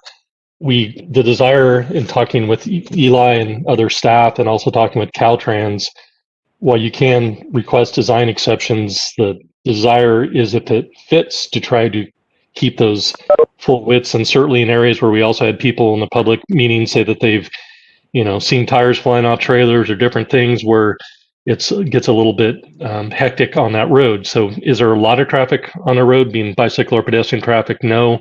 But when you do, people are driving fairly fast, and it is a safety concern. So having that extra width is desirable from Caltrans from a safety standpoint.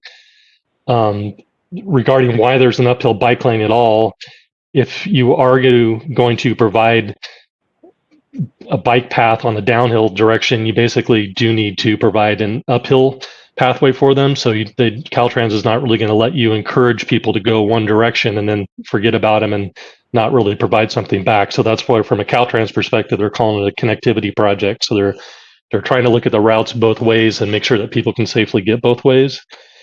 And so by us shifting the roadway to the north approximately 2 feet, and only encroaching on the uphill side about 2 feet, and only encroaching on the downhill side where your house is located by approximately 2 feet, it seems like we've kind of, from my standpoint, mitigated the biggest request that you had was not necessarily over the width of a certain aspect of one particular lane, but the overall goal of trying to reduce the impacts on not just your property. And I appreciate your input. You're also looking at your neighbor's property, maybe as a shorter driveway than yourself, but as a general comment to try to minimize the impacts on the downhill side. And so by us shifting the roadway again slightly to the north, we're really only impacting approximately 2 feet in front of the areas that are the most challenging with the shortest driveways. So that does not impact anyone's parking, whether it's in their own driveway or parking across the street. And as you mentioned, with such a low volumes of bicycle and pedestrian traffic, I don't really think it changes much the safety of someone pulling in or out of their driveway. But those are my views, and I'll stop there. Any feedback from that, Mr. Needham? Yes, am I still on? Yes, sir. Okay, well, Mr. Allen hasn't mentioned, and I don't think they've done any checks for lines of sight for the sidewalks. On Edward Street now, on the south side, there will be 8 entrances into driveways across the sidewalk. I respectfully disagree with Mr. Allen. There is lots of foot traffic on Edwards, and I appreciate the need for a sidewalk. I don't disagree with the sidewalk, and even though I suggested the potential of bringing a smaller sidewalk, I really think that a 5-foot sidewalk here is probably appropriate because of the amount of foot traffic.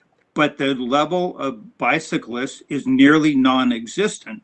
And as I pointed out, there's nowhere for them to go when they get to the bottom of the hill.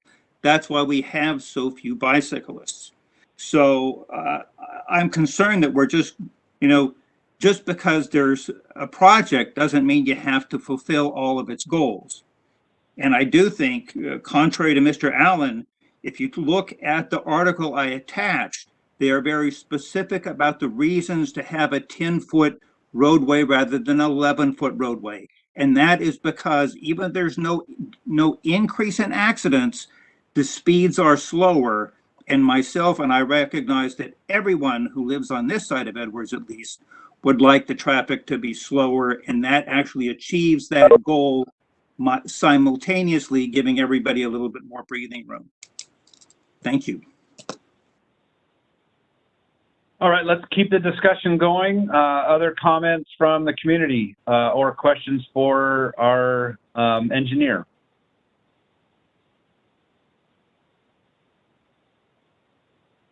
Go ahead, Ms. Provost. Thank you, Mayor, and thank you, City. I just wanted to make a comment to support the split rail fencing suggested by the Shirley Ancestral Society. I think that will protect the village and the cultural area more efficiently. And I also want to suggest that the railing or the fence be as close to the roadway as possible, as they suggested. We do support the recommendations submitted. So thank you very much, and appreciate all the effort in making this a safer area for the community. Thank you. Mr. Grover? We'll open this up yes. to anyone with a comment. How about that? Back and forth. Yeah, that works for me. I was wondering about how much thought's been put into pedestrian crosswalks, about the ones that would create kind of a speed hump. I guess that would be the model I'm talking about. I've seen them down in McKinleyville and stuff like that, where the parks are and stuff like that. It just keeps the flow of traffic itself going slow while we're talking about it. As someone who lives here and who's been approached by many people who walk down there, it's scary when you're getting in your car and people even doing 30 or 35, it's almost double the speed limit, and 20s is sufficient. And it's a tourist place. You should want to go 20. We always talk about if there was signage, it would say you're here. So rather than cruising down the hill like that. So that's all I wanted to say. Thanks. I have a number of. Steve, I have a question about the speed humps that David just referred to. I'm hearing concern about the speed and the width of the lane as one way to possibly slow folks down. Are speed humps part of this? I know it's a connectivity project, but if Caltrans is truly concerned, which I believe they are, of road safety, could that be incorporated into this as a mitigation effort to the speed? Should we want to shave a foot or two off of some of these lanes to protect the residents on the south side, but also not sacrifice safety? Is that something that is within the scope of this project? Yeah, that's a good question, and I think that was something I was trying to bring up when I may have got cut off earlier, was that the safety and the speed concerns on Edwards are real, and there's something that's absolutely worth talking about, and I think continuing the conversation probably past the short conversation this evening. But specifically to this grant, there are limited options, so we don't have the option of saying, adding 3 speed humps all the way down to Edwards. But I do believe there is an option about the crosswalk, because the crosswalk is included, and having a raised crosswalk is something that may be possible. And I'm saying may be possible because I believe it's included in the grant, that generally speed humps are not always recommended on hills, because speed can get away from people pretty quickly, and if someone hits that too much, they can get out of control in their vehicle, and that can be a safety issue as well. And then there was also discussion in some of the public meetings where speed humps were brought up, even on Trinity a few years ago, as I recall. And I was not involved in that particular conversation, but apparently they were talking with CAL FIRE and others, and there was a pushback from having speed humps in that location just from an emergency responder standpoint. So I do believe it's possible at the crosswalk location within the grant to look at various ways to have that crosswalk. The high visibility crosswalk is called high visibility for that. That's meant to be very visible, and that's also a way of slowing traffic down when they know there's a crosswalk right there. Of course, it helps when there's pedestrians around. But I think adding a speed hump to that crosswalk is a possibility that we could explore if desired. But I can't promise that we could put a speed hump at that location. Okay. Yeah, and I do encourage folks who can to get out to Hiller Drive. A high visibility crosswalk has been put on Hiller in McKinleyville as the entrance to Hiller Park. And for years, I've always worried about people getting clobbered on that. And for what it's worth, that high visibility crosswalk, in essence, is a visual speed bump. You slow down when you see this thing. So that is something to consider. Mr. Davies? Yeah, the reflectors. I would like to respond to or add on to something that Mr. Needham brought up earlier. And then my comments are going to be quite different than everyone else's, because I'm going to talk a little bit more about this process. And so, Mr. Needham, I agree with you about the bike lane. I do not know, and I've been around bicyclists for much of my adult life, of any cyclist that could come to a stop at the corner of Glinda Street and Edwards and get their bike moving again on that uphill portion. The bike lane seems ridiculous to me. Any avid cyclist would not follow that route. They would come up the main portion of the road. That's my opinion, and that's what I would do if I were riding my bicycle down there.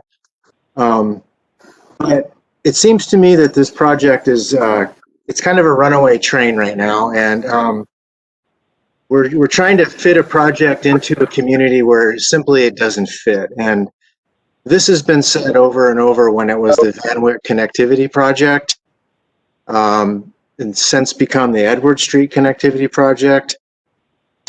I've been on record opposing both of these projects. Trying to fit a square project into a round hole for community does not make sense to me. All the Caltrans stuff, high vis, paint on the road, wider lanes, none of this adds up to the small community that we live in. So I noticed that we have had some reference to a lot of public comment regarding this project. None of the references date back to the years when it was the Van Wyck project and there was substantial opposition to this project. I have some questions, and I'm just bringing them up for the record because I may well in fact be the only person that is against this project on the council. But when the previous project was brought up, the Coastal Commission had about 11 pages of comments and concerns regarding the previous project. I'd like to know what the Coastal Commission's comments are on this project. Have they even seen this project? And when will they see this project? That's my first question.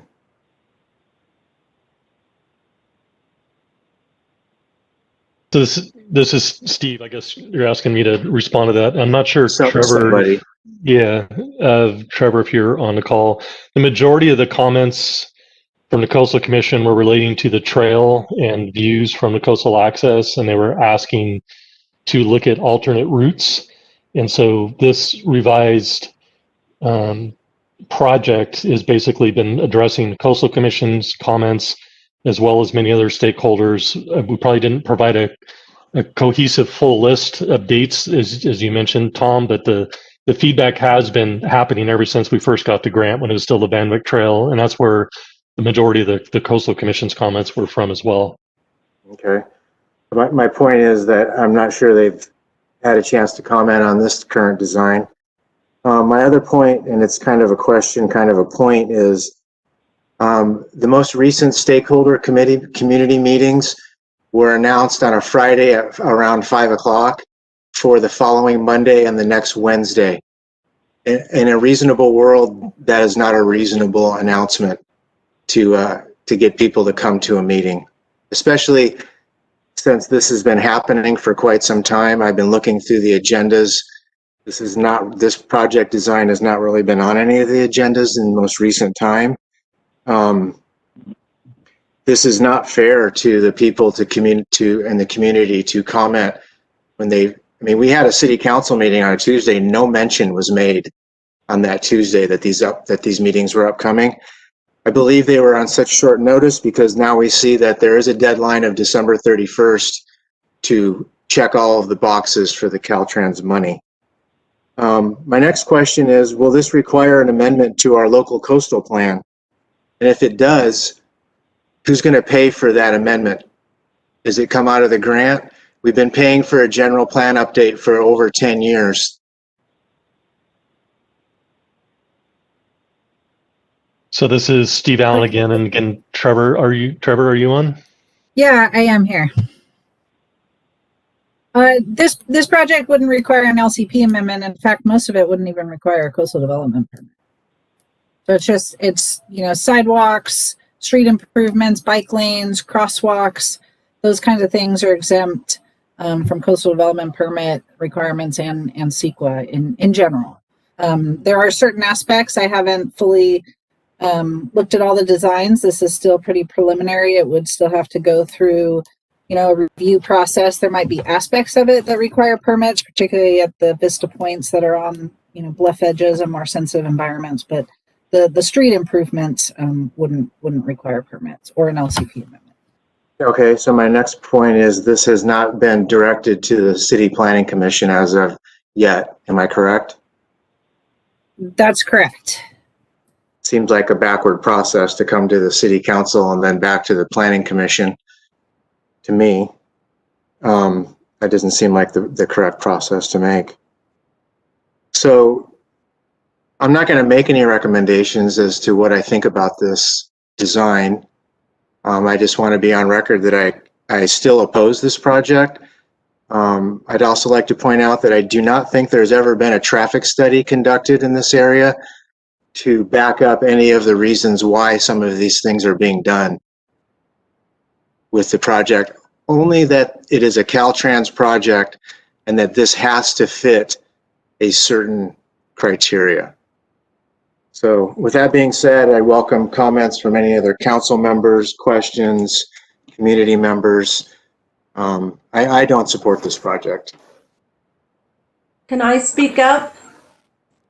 Hello? Who is that? Kim Tays. Is that Miss Tays? Yes? Yes, please do. Okay. I wasn't sure if you could hear me and I was a little confused. I couldn't tell if that was a hand or not. I have a load of concerns about this project. So sorry if I'm rambling because I didn't really have, there's a lot of input that I want to address. One thing is Trevor says this would not require a CDP. And I understand that the sidewalks and such may not, or the improvements to the road may not, but when Edwards is becoming the new main route to the beach and harbor and is replacing, it seems that in these discussions, that the discussions are to close the Van Wyck Trail, that wouldn't that then require a CDP because you're using Edwards as the main route to the beach and you are essentially closing the Van Wyck Trail. So I have a question about that. I also mirror Mr. Davies' comments about whether there are traffic studies regarding this grant, this Caltrans grant. The reason being is that recently there were some pictures taken. I filed an appeal regarding the closure of the Van Wyck Trail, and I included loads of pictures that showed an incredible amount of traffic on Edwards. RVs, motorhomes, trucks, hauling boats, and the traffic is incredible there. It's gotten worse over the years. And in GHD's PowerPoint, it shows us kind of an idyllic little picture of a bicyclist going down Edwards and some walkers coming up Edwards. There's not a car in sight on the road. That is completely unrealistic. That is not the vision of Edwards Street. And if you have walked up or down Edwards Street, you will see that it is an incredibly busy street. You have even the homeowners are mentioning that Edwards is a problem because of immense amount of traffic and a lot of speeding problems. You have people backing in and out of their driveways. You've got people walking up and down on the south side, and you have bicyclists coming up on the south side. You've got an intense amount of usages on Edwards Street, but you don't even have a sidewalk yet. I don't even know when that's going to happen. But in the alternative, you are routing people down Edwards Street with these amazing, I don't want to walk down Edwards. It's not a pleasant route. So I echo Mr. Davies in saying that I think that GHD's plan is a very urbanized, is a Caltrans project that makes the visual resources of Trinidad look like it's something that belongs in a commercial district in LA. It's not visually compatible with a quaint village character. It's a one-size-fits-all cookie-cutter design. I'm not opposed to improvements for bicycle safety, but to use the Edwards improvements to take away the pedestrians' right to go down the Van Wyck Trail is completely objectionable to me. I don't want to share Edwards with breathing exhaust fumes, looking at traffic, listening to traffic. I would take my chances. Edwards is not a pleasant hiking path. I think that the markings on the road, the high visibility crosswalks is a feel-good effort to slow down traffic. I don't think traffic will slow down when they see those markings. I think it just serves to make Trinidad look hideously like an intensely urbanized town. You're ruining the look of Trinidad with these proposals. I don't understand why the Van Wyck Trail wasn't included in this Caltrans grant. Why couldn't we have introduced some minor feasible changes to the Van Wyck Trail, such as hand-built steps or some kind of a post? And we are not, excuse me, Ms. Tays, we are not going to discuss the Van Wyck Trail this evening. Please keep your comments to the agendized item. Thank you. I'm basically concerned about the visual impacts, the visual resources from this overkill. Already, if you look at Edwards, standing on Edwards, it looks like a highway. It is designed to look like a highway because you have the federal yellow markings, and those are not compatible with the fishing village. Then you add all these crosswalks, and I just think that you are serving to make this look like a very intensely urbanized setting, and it's not going to make it safer. And I think that the pictures are misleading about what Edwards looks like. I'd like to know why there aren't pictures of what the sidewalk looks like and how that's going to address people walking and biking on the south side at the same time cars are coming and going up and down Edwards and coming in out of their driveway. Also, well, I can't ask that. I'm sure that's off. Yeah, I think that why aren't there any traffic studies? I don't see any traffic studies related to this project. I didn't hear anything mentioned by Mr. Allen about whether or not there were traffic studies and why Van Wyck is being abandoned. Thank you. That's my comments for tonight. Anyone else wish to comment? Ms. Price Hall, I saw your hand go up. Were you wanting to make a response or a comment? Well, I just wanted to say that the meetings, the Monday, November 30th and the Wednesday, December 2nd meetings were actually noticed on Wednesday, November 25th. So there were a few more days. I do realize it was a holiday weekend, but there were a few more days than there generally are. All right.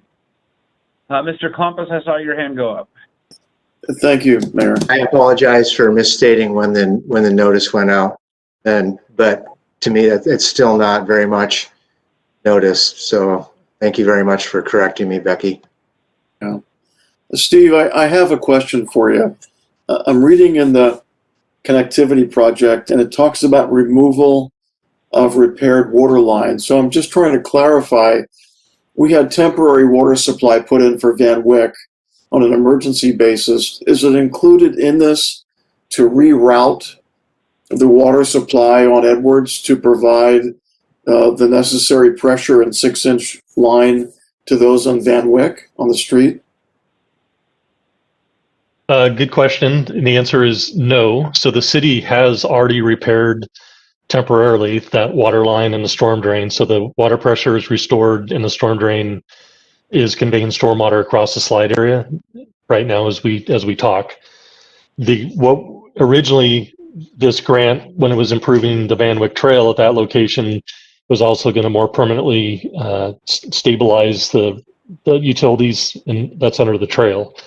Since the trail is no longer being stabilized as part of the project, the grant isn't really paying to move those utilities elsewhere. It's a transportation grant for alternative transportation for bicycles and pedestrians. So Caltrans isn't going to entertain like moving the utilities permanently to Edward Street. What we were trying to get was an interim solution where right now we put temporary lines basically sitting on top of the ground going across the slide, which is not a long-term solution for the storm drain, let alone the water line, but it could function that way for months or years. We were going to try to request that this grant then pay for an interim kind of a structural support, which was that I-beam concept that we were looking at for a while. The challenge was when we were putting the temporary utility repairs out, the desire was to try not to impact the existing trail, and it was more stable on the uphill side. And so that's where we put the temporary repairs. However, that is not on the deeded city right of way. And so you cannot basically utilize Caltrans funds to put improvements on someone else's property. And so there's no part of the utilities that are currently part of the Caltrans grant project. But I thought initially that this grant included a more permanent installation of piping along Edwards that would replace what's on the Van Wyck Trail. No, this grant never included any utility work on Edwards. Since the Van Wyck Trail repairs have been being delayed at the very least and not included part of this project, it was identified that an alternate placement of the water line specifically, and probably the other dry utilities being a communication line, probably could be routed on Edwards. And the council has previously directed staff, and staff has been pursuing funds to try to do that, but it's not part of these grant funds. Okay, thank you for clearing it up. But that means that the city now has to get funding to dig up Edwards again to put a water line in, right? Yes, if there's a future water line put in Edwards, the city would need funding in order to do that. And would have to dig up the street again. Right. The portion of this project that would be, quote, dug up is essentially from the fog line over. We're not digging up and repaving the entire Edward Street as part of this project. We're really striping, signage, concrete curb and gutters to deal with storm drain, and the new sidewalk. And so the water line typically is more out towards the middle of the street, so it's not in an area that would likely have been impacted by this project. So we're not like digging up the street, repaving it, and then digging it up later. Okay, I guess I misunderstood. I thought I was told multiple times by different people that this project would include rerouting water supply along Edwards to do it. So my misunderstanding. I misunderstood exactly as you did, Richard. And I also thought that some of the utility work on like the little more of the I-beam or whatever, I understood that it was going to be rolled into this, but that there was money set aside in the grant for utility relocation or utility stabilization. I thought the same thing too. That's Kimberly Tays. I was under the same impression.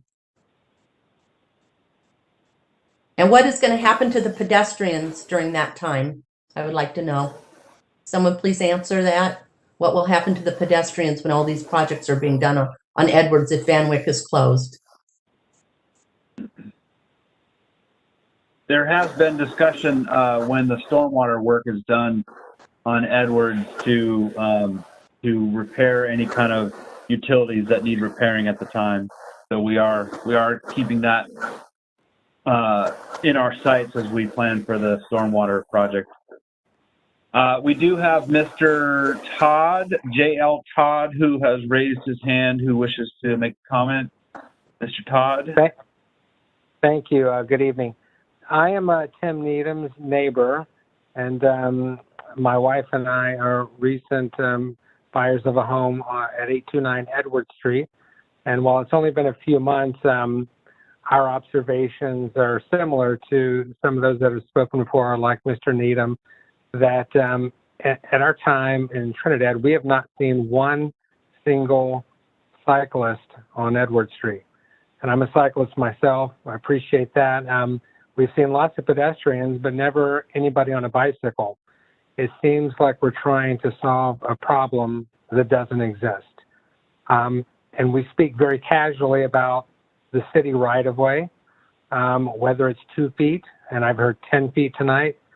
And I'm just going to be candid. My perspective is mentioning 10 feet is rather offensive because you're almost in someone's house at that point. So when you're mentioning, creating a bicycle lane beyond the shoulder that's already there, whether it's 2 feet or 5 feet, you're encroaching upon property that owners perceive as theirs. It involves landscaping. It involves safety issues in terms of getting out of their driveway. In practical matters, it involves the value of their homes. So we're speaking too casually about that. I am not supportive, nor is my wife, who's here with me, the bicycle lane at all. don't see a need for it. Now, do see a lot of pedestrian traffic and could see the need for a sidewalk, continuing there, but use the existing shoulder that's there and don't encroach upon, owner's property. It seems a little aggressive, and I agree with some of the other commenters who, we've been living in small towns in California for a long time. We live in Bodega Bay, Carmel Valley. You don't see this kind of expansion in these kind of small towns. It just seems a little too aggressive. So with all due respect to the planning that's taken place, as a homeowner that will be impacted by this project, I'm supportive of the sidewalk as long as it does not encroach upon homeowners' property. But there's still, even with that, there's still a lot of questions that need to be answered. So just some general comments from us. Thank you. Thank you, Mr. Todd. I also see, I want to get another person's comment in, and then we'll bring it back to Mr. Allen. It looks like Allen, and I'm not sure if that's your first name or last name, but you have asked to speak. Are you able to unmute yourself and do so? Hopefully, can you hear me? Yes, sir. Yeah, it's Don Allen. I don't know why it just shows up as my last name. And I totally sympathize with the landowners along Edward Street. I actually used to ride my bike down Edward Street and up to Trinidad Head. And so I have used it. Haven't used it during the pandemic, but it's not like nobody ever uses it for bicycling. I think what the city needs to do is a survey that shows exactly where the city property ends, where the right-of-way ends, and where the private property begins. Personally, I don't feel like private property owners should be able to usurp public property for their own uses. While I'm sympathetic to the needs of their driveway and safely getting in and out of them, I don't think their needs should supersede the needs of the general public in having safe access up and down Edward Street. Thank you. Thank you, Don. It looks like Dick Bruce wishes to chime in. Are you available, Mr. Bruce? Yes, I am. Thank you, Mr. Mayor. I've been back and forth in my own mind about this project for a long time. I was supportive of the project when the not so temporary repair to the utilities involving the I-beam was included in the project. But I am no longer in favor of the project without that in there. I agree with many of the people that have spoken. There's virtually no bicycle traffic on Edwards. My personal opinion, having worked for Caltrans in planning for 8 years, is if you take that bike lane out, you're not going to get this grant money. That's my personal opinion. I no longer work there. I'm retired. The other thing that I'm concerned with is that split rail fencing. You put it right close to the roadway. What are people going to do? They're going to walk behind it. They're going to perceive it's safer to walk behind it. So I don't think that would be effective in keeping people away from the bluff. They're going to go out there anyway. Taking 2 feet away from the north side, Steve Allen was talking about, there's seepage on that hillside. There may be some retaining issues there associated with that. There's too many problems with this project. It doesn't fit our community. I'm against it at this point. Thank you. Thank you, Mr. Bruce. Other folks who wish to weigh in?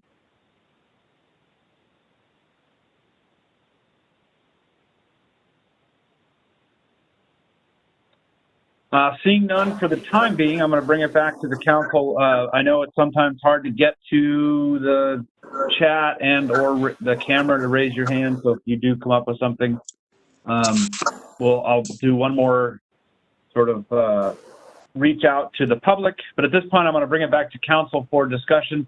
We've had certainly lots of input,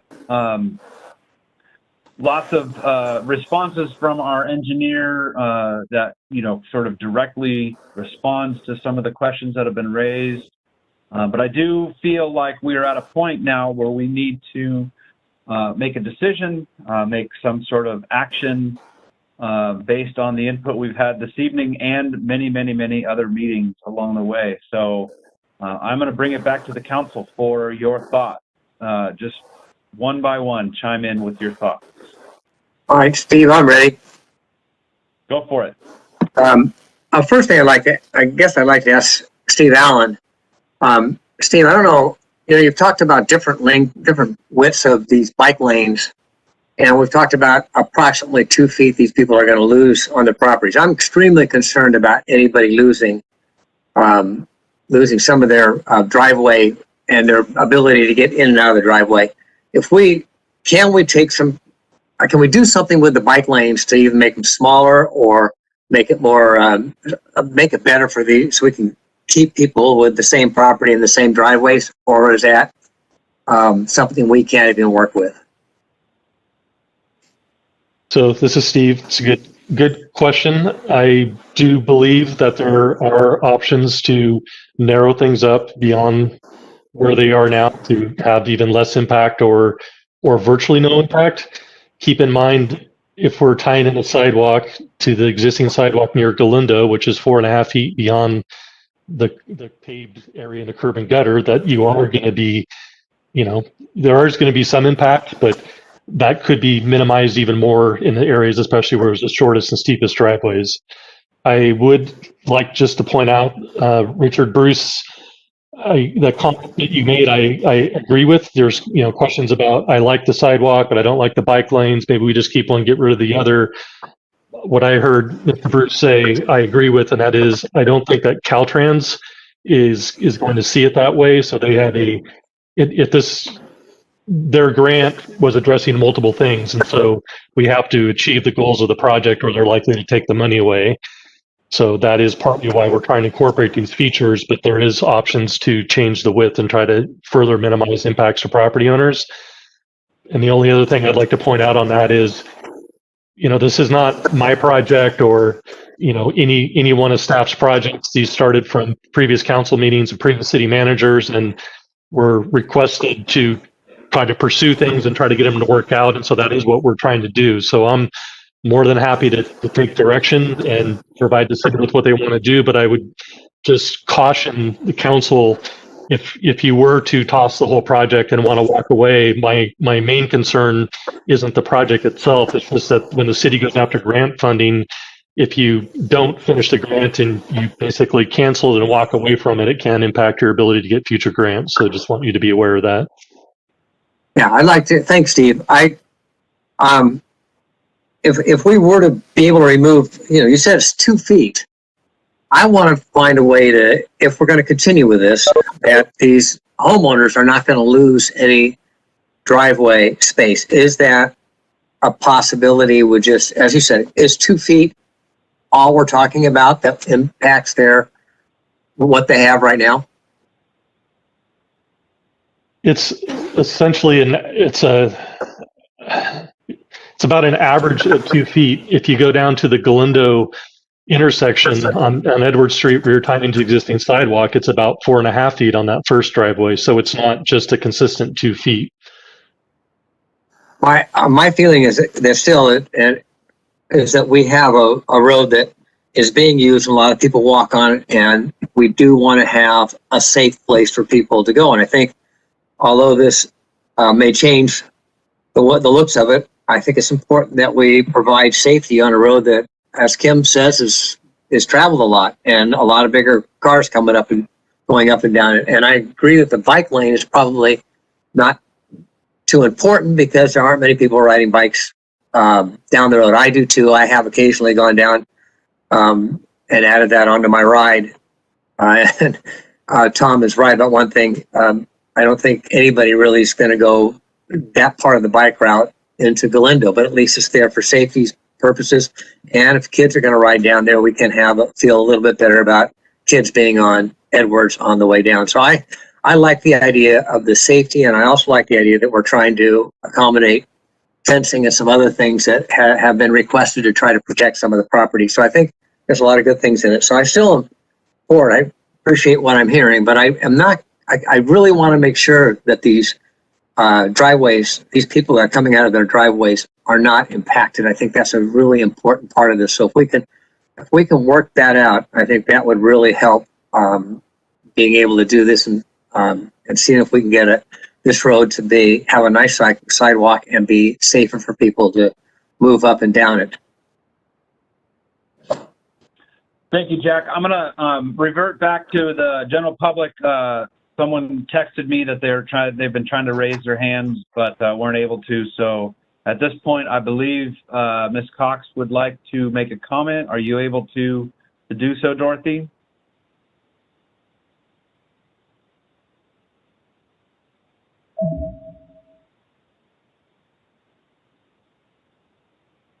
I'm not seeing.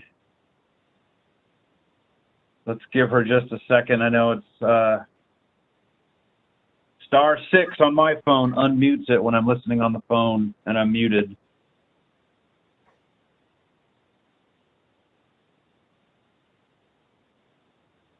Anyone, Tom, can you text her and see if she's able to? I just wanted to do this. Okay, she's trying. Darn this virtual format.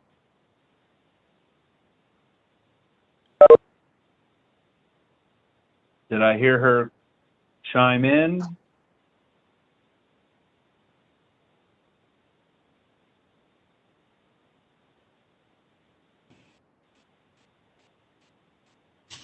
We're almost there, folks. Just give me one more second.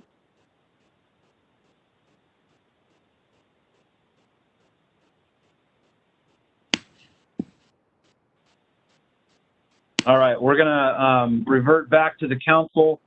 I'll text Dorothy myself and see if I can't get her to. Tom, do you have an update? She keeps trying, but can I just address something that Steve Allen said while she keeps trying to get in? Sure. So I hear what you're saying, Steve, about, you don't do the project, you don't complete a grant, it looks bad. I think that's something that's wise advice. But I think wise advice would be to listen to the public when this was happening to begin with, and we would not be in this situation. Just because a grant is available, and I've said this many times, does not mean you have to do it. You do not have to jump on every opportunity because it's there if it does not work for the community. And maybe this could be a lesson, and we can listen for that in the future. So that's just my comment, and I don't know what's happening with Dorothy. She's getting a busy signal, so. All right, well, let's go with Jim Baker then. I just texted Dorothy. We'll keep trying. Jim, go ahead. Just a quick question here. The abandonment of taking the project down to Van Wyck, what about the consideration of buying enough uphill property of the private property above Van Wyck? Because Jim, we're not talking about Van Wyck tonight. Please do not get us into that realm. So we're talking about what is on the agenda, which is not involving the Van Wyck Trail at all. Okay, my question is that there may be other ways to deal with the project than Van Wyck, and if I can't express that option, then that's I don't have anything to talk about if the Van Wyck issue is off the table. Thank you. Off the table. Thank you, Mr. Klumpus. Sure. I have, I read all the public comments that get sent in. One person that is not here has similar comments. Thomas Vert is a resident, 851 Edward Street, talks about having a pickup truck. If you take 5 feet off, he has like a foot extra space between the back of his truck and the road. Very similar to Mr. Needham's responses. I would like to see a pedestrian walkway along Edwards. And again, I feel I missed the boat in somehow assuming that there would be a water line repair along Edwards to supply and eliminate the need for the emergency supply in Van Wyck. But one of the things that I just want to share with the council is that this is potentially an important grant. It didn't occur last year. This goes back, I don't know whether it's 5, 6, 7 years. And now we're like 3 weeks away or 2.5 weeks away from the deadline. And I have a hard time understanding why we're still at this late date talking about the width of the road, the width of the lines. I just don't know what happened to those years where this could have been perhaps looked at and reviewed a bit earlier to give the council and the public more time to comment and the engineers more time to figure out what is the best compromise to make it work. I'd like to have a walkway along Edwards for pedestrians, but at the same token, I want to be sensitive to those residents who end up losing a part of their property and then have a hard time getting in and out of their driveway and their garage and doing it safely. So, thank you. And I agree. I'm just going to chime in on that because whatever we do, we need to create a safe passageway. I really see, and this is something for you to think on, Steve, Alan, that we have lots of different ways that we can shave a couple of feet off of the width of this total project and not compromise folks who bought their houses. It doesn't matter where the house it sits in the right of way. Many of us, myself included, have a house in town where I'm in the right of way. It wasn't disclosed during the sale, and that's just how it is. But we're not going to. I don't think we're in a position where we should penalize someone for buying a house in the right of way simply for this project. I believe that we can find a way to shave the needed feet off of the bike lanes, especially to make sure that we don't infringe upon the folks who are living on the south side of Edwards.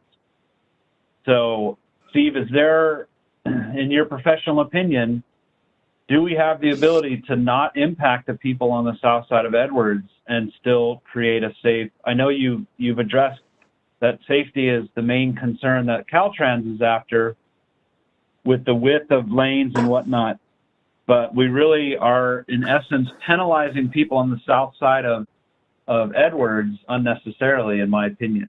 Is there a way that we can shave a couple of feet? You present it as if we're only a couple of feet is all we need, and we are basically back to where the existing curb is. Is there a way to do that, in your opinion, by shaving width off the bike lanes and the main thoroughfare? In most areas, yes, and then physically not possible down near the corner of Galindo where you're tying into an existing sidewalk within the city's right-of-way that's essentially in someone's front yard. So that particular landowner down near the corner of Galindo would be impacted, so that's not possible to shift and not impact anyone. The impacting a couple feet further up was a couple feet on both sides, so trying to share that. So if we're trying to, not impact people on the south side, where I do believe there's shorter driveways and more challenges getting out from a safety standpoint, do we still try to shift it on the uphill side in order to provide a more standard, width sidewalk, or do we also start shaving back the width of the sidewalk? So your general question, are there options? Yes, there's options. Is there an option to not impact anyone on the south side? I don't believe so, as we're trying to tie into an existing sidewalk that's 4.5 feet beyond the paved area in someone's front yard. Okay. Mr. Grover, I saw your hand come up. Yeah, I was just wondering about something kind of along the lines you were saying about shifting things over and even moving, the lanes themselves over if there's extra space on the other side, if it's that's finite position that you can move, because 2 feet is 24 inches. I mean, it makes a world of difference when you're trying to pull out. But if it doesn't make a difference on the other side, and you can ship the whole thing over with just minimal paint and paving, so that you don't have to do the south side more than a couple inches, then is that possible? Because I know I've dug stuff out before and it takes forever, but Yeah, I think the main exception again is on the downhill side where it ties into the existing sidewalk where it comes around from Galindo. But that's really the main sticking point, Steve, is that first property, because the existing sidewalk makes that hard turn, and that's what we're talking about is that first property. I apologize, I don't know all the residents. Is that person on the call this evening? I can't visualize their property right now in my head. I've only walked it 1,000,000 times, but I can't visualize it for tonight. Steve, if I may weigh in. So basically, I walked the area along with Steve Allen and had suggested that we move part of the project a little bit towards the north in order to create less of an impact on the property owners towards the top of the hill where they do have the steepest driveways.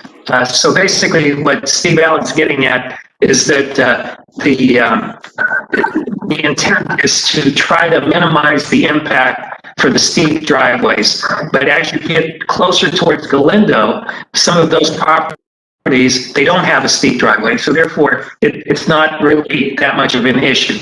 So I think overall, what Steve's repeating is that where it is impacting the slope of the driveway, we'll try to minimize the impact to those properties. But where the driveways are not so steep, then it will come in a little bit closer as we get closer to Galindo.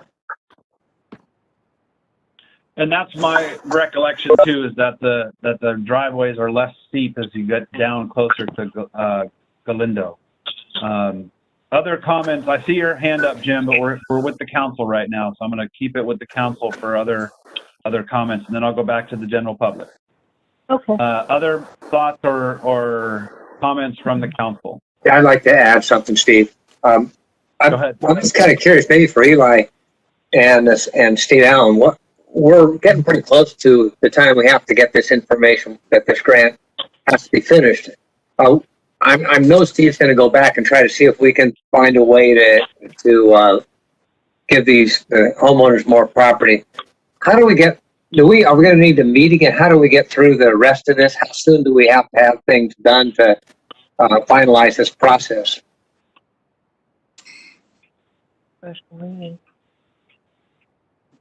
Well, the deliverable to Caltrans is, quote, the end of the year or the end of the month. So that's December 31st. I think we generally all know how much tends to get done between Christmas and New Year's. My goal was to have this wrapped up before Christmas. Myself and several of the people on our staff that would be working on this had vacations planned. But as far as, just on a productive level, it seems like if there was a desire to meet one more time out in the field, that would probably be next week. It's like this really, we're down to the wire trying to get things done. So trying to shift things around has a domino effect in the design process. So it's probably next week if there was, to answer your question about when would we really need to get more feedback and make final decisions if it wasn't tonight. And Eli, are we going to have would we have to meet again on this, or how do we finish this up? Yeah, as far as I can see, I don't think there would be a need to meet again. So as has been indicated, we've talked quite a bit, and the reason we've had these meetings, over the years is that we were trying, especially during this past year, trying to get the concept out there. So we've got the concept out there. We're really tweaking the concept. Basically, as was mentioned, we took the three vista points, cut them to two, We talked about the split rail fence, the location, talked about the gravel there. And then when we started talking about Edward Street itself and found out that some of the property owners were concerned about the steepness of their drive, then we started moving the street a little bit further towards the north at that point. So basically, I think just general direction, meaning that the concept that we're talking about today to try to minimize the impact on the property owners towards the top where they do have the steep driveway. And basically that would be sufficient direction for staff and for GHD to try to accommodate that. I don't see where there would be such a major problem where we'd have to say, this just isn't working. I think, we can move it sufficiently over where the impact would be very minimal to the steep properties, and therefore it should all work out well.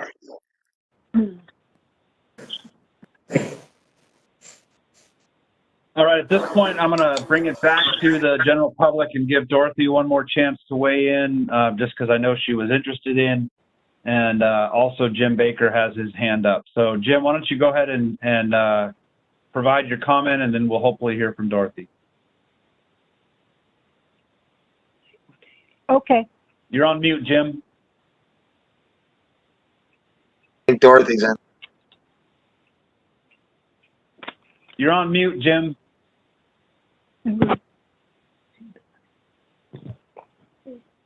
Okay, that should there you go. do it. Are there maximum grades for a driveway that are acceptable? In other words, if you're moving that over 2 feet, would that be increasing the grades on the driveway to a point that it's above design criteria for what driveways should be? And if that's the case, seems to me there's a prescriptive rights issue here, which are going to occur to the downhill property owners at some point in terms of making their driveways basically inaccessible because of the increase in the grades on the driveway. Does that make sense, Steve? Yeah, it's not, so the grades are something that we need to address, and people have to be able to get in and out of their driveway. So whether there's a specific design grade or just on a practical level, the intent is not to make someone's driveway unusable. So we're also, one of the things that a modern tool that we have is actually kind of looking at that vertical process with, vertical curve. Jim, you're familiar with those, but it's basically looking at a design vehicle, basically like not a 4-wheel drive, but just a passenger car with fairly low to make sure that people can get in and out of their driveway without rubbing. So that's always been part of it. And the less that we go out, we're always trying to fine tune that amount. So we basically said what we thought we needed and trying to look at that in more detail and fine tune it. But we're not going to make anyone's driveway unusable. And really from a driveway, there isn't necessarily a prescriptive design grade, but you want to obviously minimize it as much as possible. Okay, but that's basically a convenience for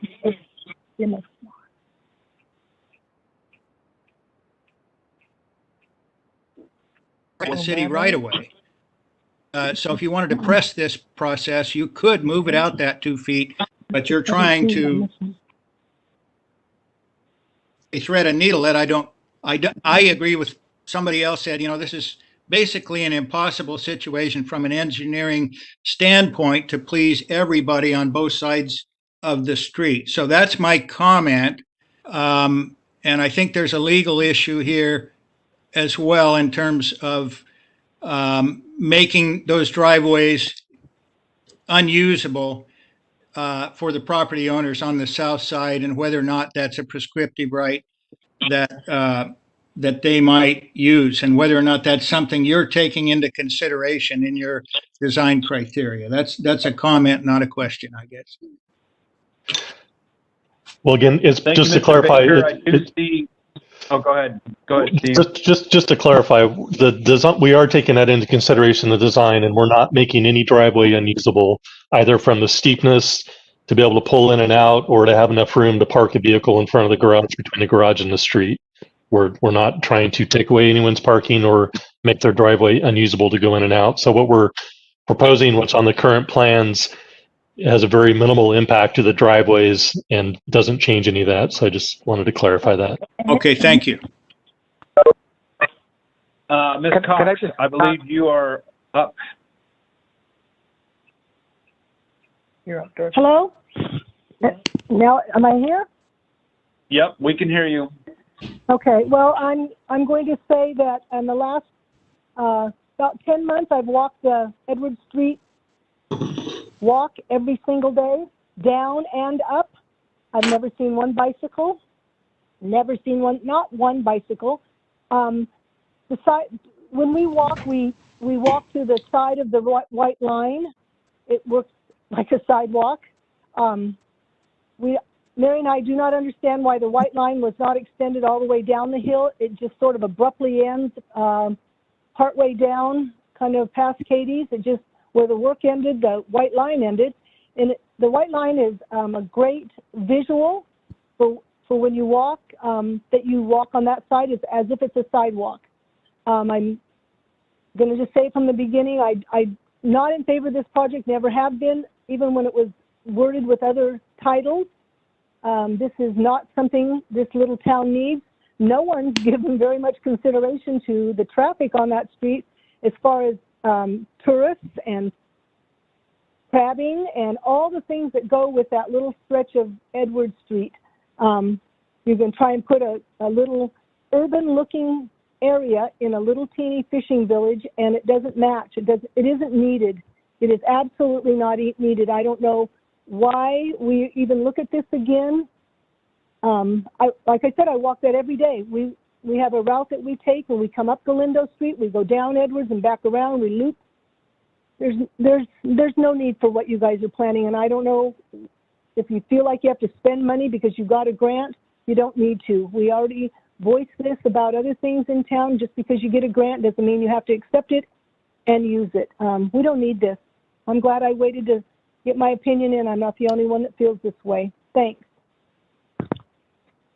Thank you, Ms. Cox. All right, at this point, I'm going to bring it back to the council and ask for final discussion and then a motion. Excuse me? Steve, Bruce. Wait, can we, you said you would come back to the public and I haven't had a chance and I think Dick Bruce wants to speak. Sorry, I didn't see that you had your hand up, Ms. Tays. Go ahead. Forever. Hand up too, Steve. Long time. Mm-hmm. He didn't see it. Doesn't work. No. You don't get to talk. No. So Ms. Tays, Mr. Bruce. Okay, Steve, this is Dick Bruce again.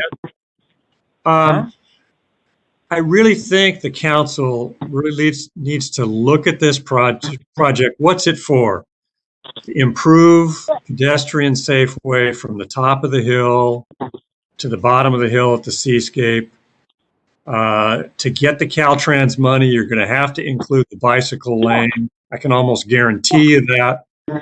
There's virtually no bicycle traffic on Edwards. The property owners on the downslope side are losing driveway.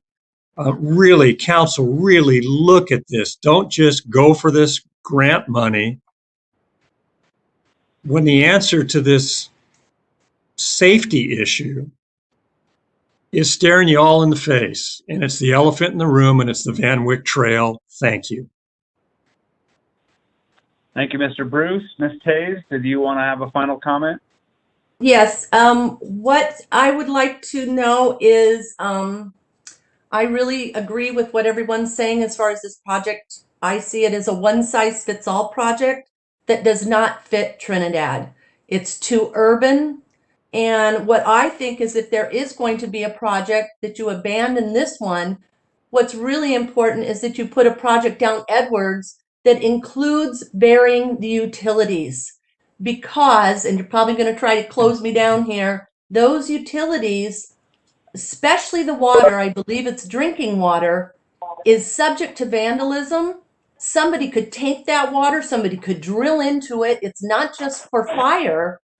I believe it's actually drinking water. is it even legal to put a PVC drinking water pipe above ground?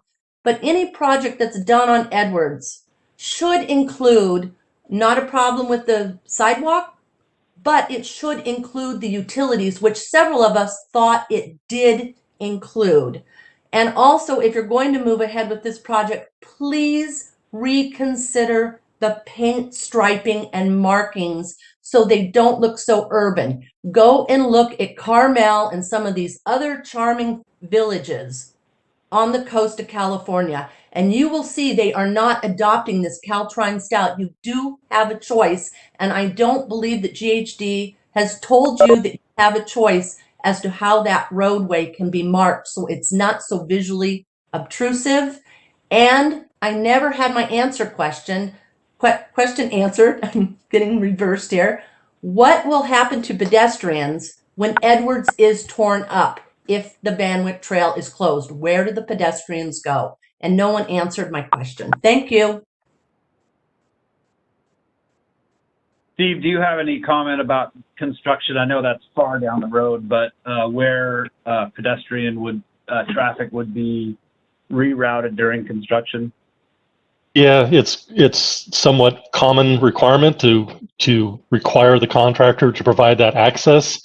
So that's the quote easy part, and the difficult part is how do you actually do that during construction. But just like you have to provide access for emergency vehicles, you have to provide access for people to get into their homes, and you have to provide some sort of pedestrian access. So I'm not sure exactly where it would be, but it would be within the project area. And yes, it would be a little bit of a challenge for the contractor and pedestrians during construction.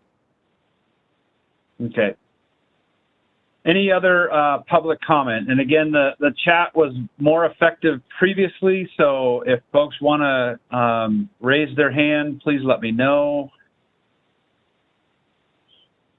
Hi, this is Nikki Todd. Can you hear me? Any? Oh, go ahead. Hi, so I'm the homeowner of 829 Edward Street, and I'm somewhat shocked that we're trying to hastily make a decision based on no traffic study. So we have a lot of opinions around whether or not there's bicycle traffic. I have never seen a bicycle on the road. So it seems shocking that we would do such a major investment without data because we have to hastily make a decision to meet a grant deadline. And I also share the concern that if the goal of the project is to increase safety, I would like some studies done to see if we're actually doing the opposite, because the driveways that today are somewhat dangerous to pull your car out. If you infringe on those driveways at all, it's going to increase the risk. So you may actually be making a situation that's much more dangerous and risky for pedestrians than we have today. But again, there's no data, so we're trying to hastily make a decision. So as a homeowner, I feel like we were very respectful of the cultural sensitivity of other property, but then say, oh, but we'll go ahead and infringe on residents, giving them just days' notice to respond to meetings. So I don't feel like that's an equal and fair treatment, that residents, it's just, well, we have the right of way, so we can do that. And I would respectfully ask if the decision is made in the next week, because we have to quickly do this before the holidays, because we need to use the grant money, because if we don't, we might not get future grants, not necessarily because it's the right decision. And if it's still going to impact homeowners' driveways, then I would strongly request that we have another meeting, even though people are busy because of the holidays. Thank you. Yeah, thank you. And I'm sorry, I did not catch your name. My name is Nikki Todd. Okay, thank you, Nikki. I just wanted to make sure for the record, for the meeting notes, that we know who was chiming in. Other hands up there out in the community.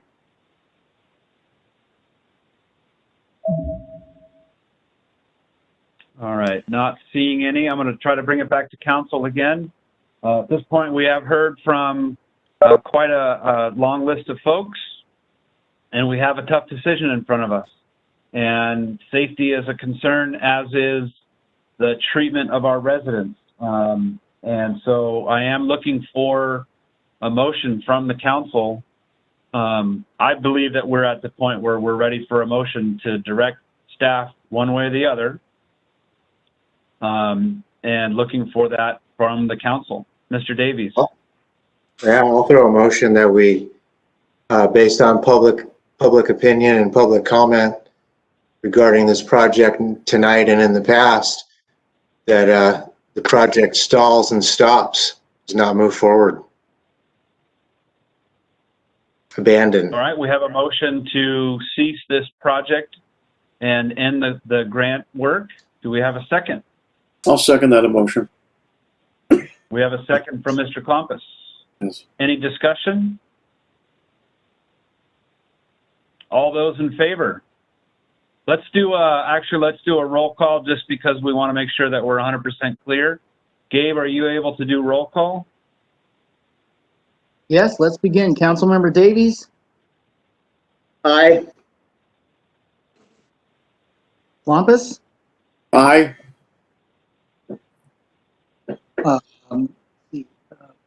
Grover? Aye. Gladwig? Aye. And West?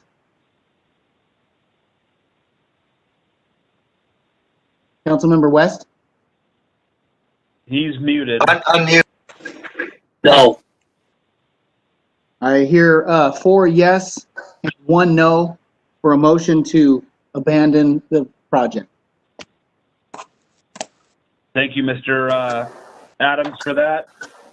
Thank you for the discussion. I know that's a hard road to travel, and I do want to recognize the immense amount of cooperation and collaboration that folks have brought together. There's been a lot of compromise, a lot of adjusting.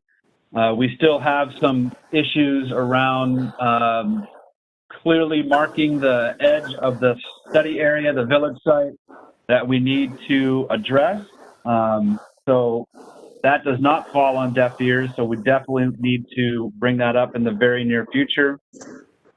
But I appreciate people's respectful portrayal of your perception of this, and there were some holes in it that we weren't able to fill. So again, I thank you for that discussion, and also Steve for weighing in on so many of the different questions and comments that came out. Mr. Davies?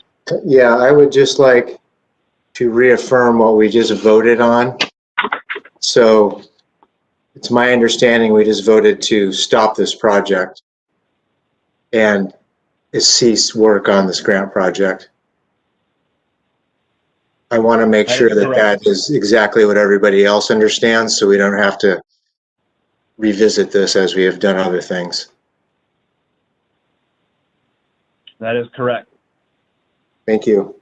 Moving on to discussion decision regarding the draft of the drought contingency plan. I suspect Trevor will want to weigh in on this, or introduce this rather.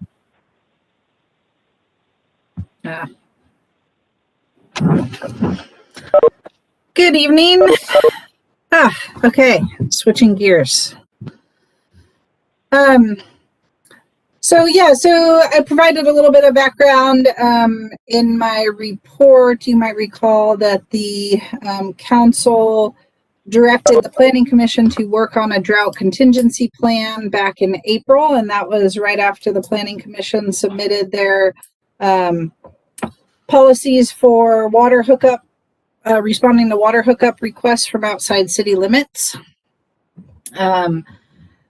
And so we took that and we looked at examples, for examples that we could use, and what came up were primarily water shortage contingency plans. So they address not just droughts, but other types of water shortages that could occur in various situations. So a little bit more broad. The basic idea is that, and what you commonly see as a framework is there's a set of increasingly severe drought stages, that would be declared as the water shortage continues, and then increasingly stricter cutbacks and rationing are required. So normally at the beginning it's voluntary conservation, and then moving into more mandatory rationing if the drought becomes prolonged. And Trinidad's a little bit different than most examples we looked at because there's no large reservoir.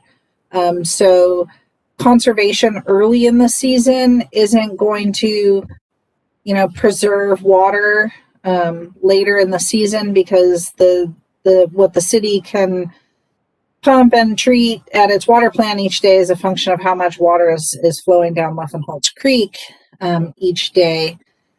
And so we recognize that there's, limited things we can do early in the season, but, we can do public education, public outreach.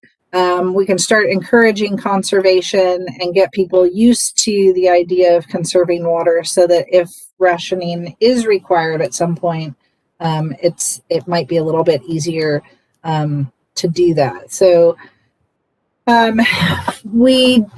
the Planning Commission at their last meeting in November did vote unanimously 4-0 to pass this along to the City Council. We're recognizing that it's not perfect. One, there's still a few issues to work out with the current draft, but this is also a new tool that the city's never implemented, and so I think it should be viewed as a guidance document. It leaves one of the things it does is it sets up a water shortage response team. So the city does have an existing water rationing ordinance that was used this year, to set up a water committee. So similar idea, but a little bit less reliance on city council and more reliance on city staff, including public works and city engineer. And it gives a lot of leeway for the water shortage response team to make recommendations on entering the stages and what actions need to be taken at each stage. So just keep that in mind. Also, it will need an ordinance in order to implement it. So this plan is sort of the framework, but for certain aspects of it, particularly the fines and enforcement and things like that, you will need to either adopt a new ordinance or revise the existing water rationing ordinance. This document did get circulated to various city staff and interested parties, so the results of some of those comments are included in the staff report. One of the things that I think still remains somewhat unresolved is in terms of allowing for exceptions. It puts the responsibility currently on the city manager with appeals to the city council, and that could involve the water shortage response team. But a council member is a member of that response team, and so that council member would have to recuse themselves on appeal. But so that's one thing to think about with this document. I do envision that tonight is really just an introduction, especially you guys have had a long meeting. Might be getting a little fuzzy headed at this point, but I just pictured this to be an introduction, and I want to get comments and input, questions that staff can come back and address for you. For example, it sets up the document sets up some baseline uses. So, as you advance through the stages, residential users are limited to a certain amount of use, and there are fines and extra charges that go into effect if you use over that amount. And so I did look at water use data to determine what might be reasonable baselines. And so, we looked at somewhere between 150 and 200 gallons per day. which even at 150 would affect less than half. Half the accounts in the city are already using less than that, even in July. So most people wouldn't be affected by it. But I can provide additional information on that. Other things that came up, sometimes it's hard to separate this drought plan from sort of a larger thinking about water security in general. If you recall, we started out this discussion looking much more broadly, and we looked at, for example, infrastructure improvements, other kinds of actions that the city could take, inventorying water rights and Luffenholz, doing public outreach, and other things that the city could do to improve water security. And so the Planning Commission did want to make sure, as part of their recommendation, to remind the council about that. I gave you some material related to that. I think it was back in July 14th meeting packet for the council. So the Planning Commission would like you to revisit that material. The city staff are working on some of those things. The city is going to be submitting a state revolving loan fund application for some capital improvement planning, and then we're also going to be submitting a application for some technical assistance to do some water planning and outreach as well. So we are working on some of those things. Another thing that comes up in the drought contingency plan is, if there were, a very prolonged drought or a break in the water line so that, the city wasn't able to provide water, what is the alternative? So right now, almost the only alternative is probably trucking in water, but that takes prior planning as well. So, a water district would have to have a permit to be able to export water outside their district. So to get water from McKinleyville Service District or Humboldt Bay Municipal Water District, just filling up trucks would likely require a permit in advance. And so that is something else that the city council should follow through with. So just a brief overview of the plan. It's got sort of a purpose and a scope, some definitions, a brief overview of the city's water system, include some information on that water shortage response team and what their responsibilities are, how a declaration of water shortage would be declared. So some of this is governed by California Water Code, and so should be reviewed at some point by the city attorney as well. Public outreach and education is a big component of this plan, and the water committee this year already started putting some material together and doing some public outreach. So part of that has already been implemented. And then it goes into what are the responses. There has been some discussion about rate increases. It's pretty common during droughts and water rationing to increase rates to offset the losses in revenue because people are using less water. But some people feel that it's kind of adding insult to injury. So that's an issue that's come up. And then the next section is really the meat of the document, where it sets forth the various stages in increasing severity, based on there being a drought and lack of rainfall at first. And then it goes into actually, reduce flows on Luffenholz and then reduce pumping capacity at the water plant. And then for each stage, there's a description of the stage, and then it sets forth some city actions and responsibilities, and then the demand reduction measures. So that's how water demand would be reduced. And then monitoring, enforcement, and penalties. So fines for violations. If you're washing your car without a hose with a shut-off nozzle and it's running off into the street, for example, that might be something that gets a fine, versus if you're using more water than you're allotted during rationing, then that would be an excess use fee. And then there's process for exceptions or appeals. So if someone can't meet their water, the baseline water levels that they're supposed to meet, they can apply for an exception. There's certain findings. And then those kind of decisions can also be appealed to the city council as well. So that is my overview. Thank you, Trevor. Questions or comments from the council immediately for Trevor?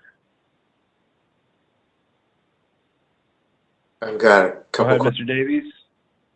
Yeah, thank you, Trevor. So the last part that you just mentioned, there were some more like consequential things happening. And so those are all things that I think I heard you say would need to be written up in ordinance form and then looked at it at a later date. But this is what the ordinance would be based off of. Okay, and so would this be just given to someone that writes the ordinance? Who would write the ordinance? Would you take a stab at it first and then legal would look at it? Or how does that work? That might be the most efficient way. I think that we could actually probably use the existing, I think it's chapter 13.08 is the city's water rationing ordinance that exists on the books now. And I think we could use that and revise it. I'd probably take a look at a couple other ordinances and use that as a model, put that together, and then yes, it would definitely need to go through legal at some point. Okay, thank you. I do want to comment on what really stands out for me on this, just to really commend you and the commission for this draft, is how specific each of the stages are and what it is that you're aiming to do at each of the stages. I think is really commendable. There's multiple bullet items for each stage of concern with there's no question. So it doesn't rely on sort of institutional memory to like, what do we do now that the water flow is at this? I mean, it's just all so prescribed, and just really commend you and the commission for coming up with this thing. Go ahead, Richard. Yeah, as part of the water committee, I've seen this for a number of months. It's gotten much better and refined as it's gone on. It's important to remember that this report or this water shortage contingency plan does not create more water. All it does is tell the public that we have a supply issue and now we need to constrain and conserve so that we don't physically run out of water. There's a different part of the Planning Commission's work that will be oriented toward improving the supply. So this is very directed to say when you get reduced flow in Liffenholtz Creek, our only supply, these are measures you do step-by-step fashion. One of the questions that came up in creating this was, what is the difference between a residential customer, a commercial customer, and a high-use customer? And currently, the city, is my understanding, charges the same rate to all three. And in many cities, the commercial user has a different rate than the residential user. That's an issue that will have to be looked at by the Planning Commission when they talk about supply and so forth. But I just want to reflect that the hard work that went into this is really specifically, what do you do as a city when your only supply of water begins to be reduced to critical levels? And I think it addresses that quite well. Agreed. Other questions or comments from the council for Trevor? Then I'm going to open it up to public comment. I think they did a really good job myself, and I'd like to hear public comment. Okay, let's move to public comment. Anyone from the public? Anita, please. Okay. Yeah, thank you for all the work you've done and then all the comments too. So during this climate change emergency, here's another emergency. I feel like I'm emergency all the time, but we're going to definitely continue to see drought conditions. I lived here in the early 80s, and just coming back last year, I just see a big difference. I can't believe I'm, praying for rain now in Humboldt County. And excuse me, Trevor, if you've already gone over this, I'm just going to ask the questions if I missed it. Are we going to consider looking at another source of water? Because we don't want to get to the point where we're, importing water with trucks.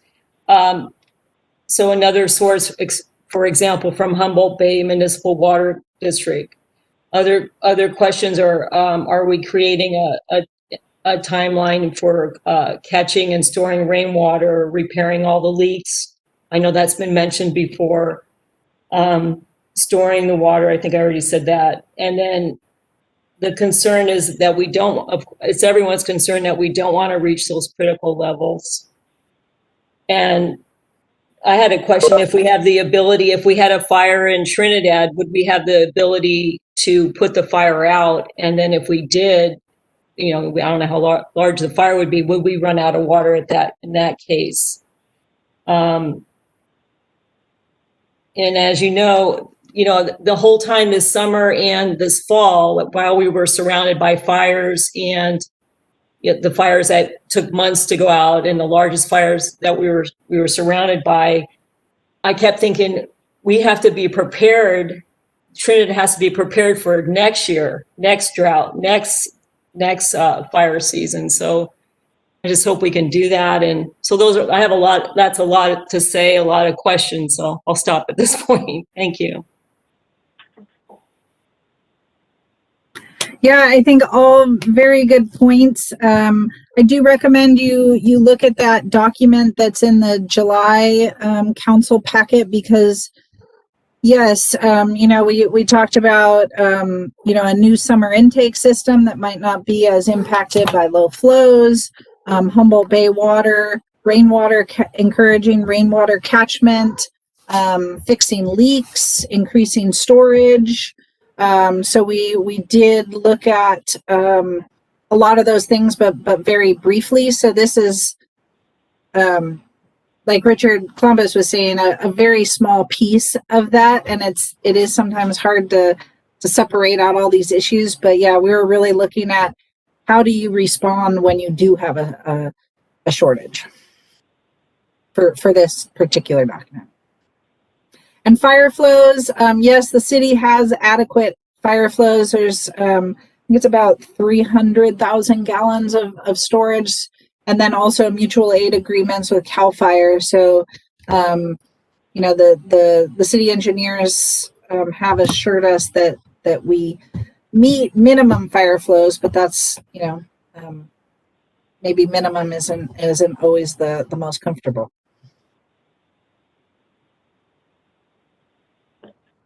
Other questions or comments regarding the drought contingency plan, the draft of the plan?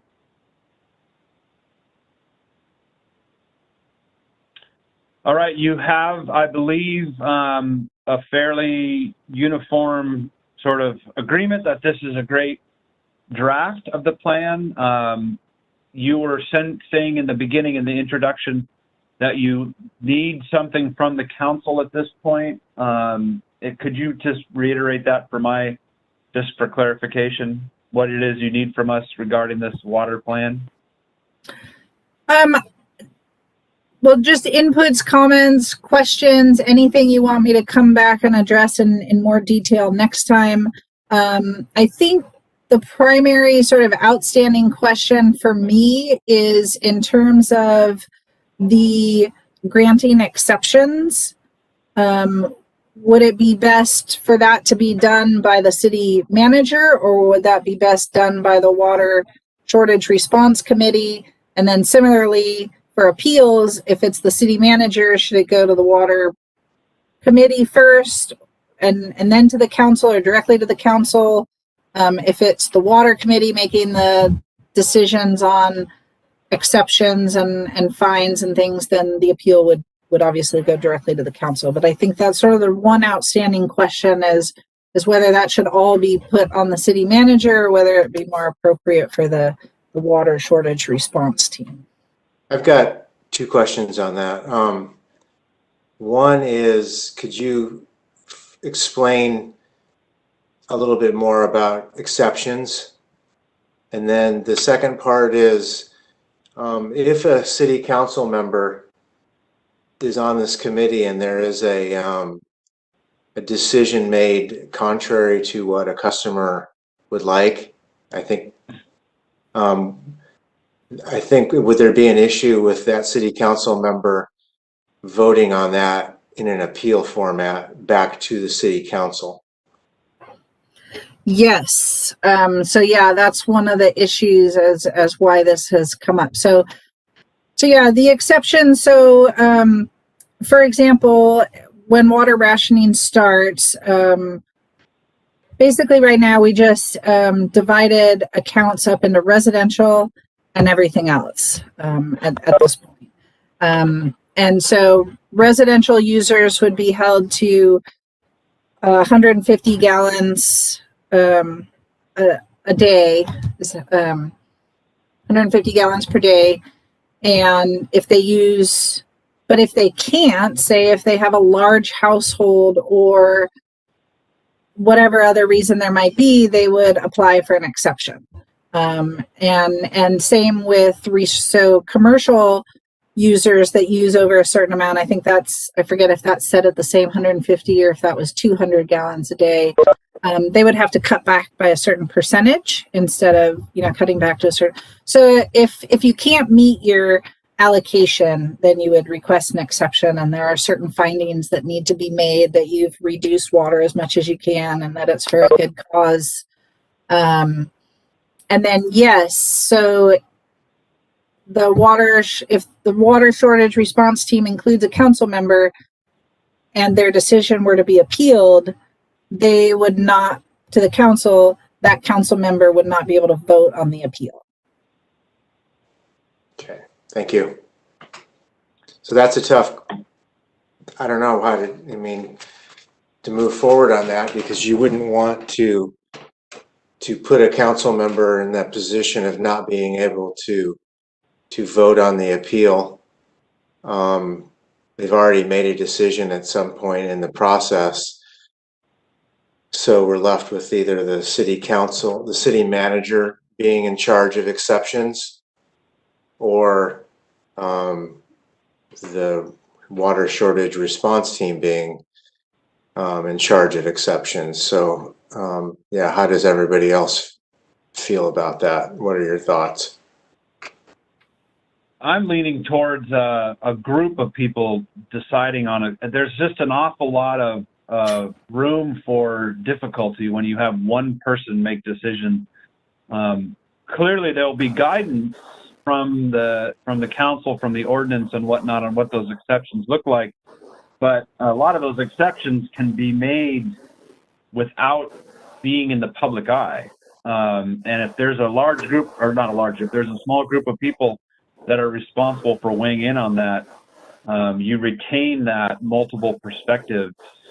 I just feel like anytime an exception is being made, anytime you're appealing any kind of clear-cut ordinance, it's easier to have a group of people make that decision. Whether or not that council person who's part of the response team weighs in on an appeal, that's double voting. I don't think there's a problem with that person recusing themselves from an appeal process, because they have already made a decision, and you can't appeal yourself, right? So there's no real reason to be part of an appeal process if you were the one that made the decision in the first place. But the appeal process wouldn't. They've made their decision, and now there's only 3 or 4 people, depending on who is going to attend that meeting, to vote on it. You've taken out one extra thought. I'm wondering if we could substitute a council member with the chair of the planning commission, or someone from the planning commission that's in another position, and take the council member out of the initial decision and put them into the decision regarding an appeal. If that would might be better, I don't know if that would. And that's a great way to look at it. And we could also make the planning commission the responsible body for appeals.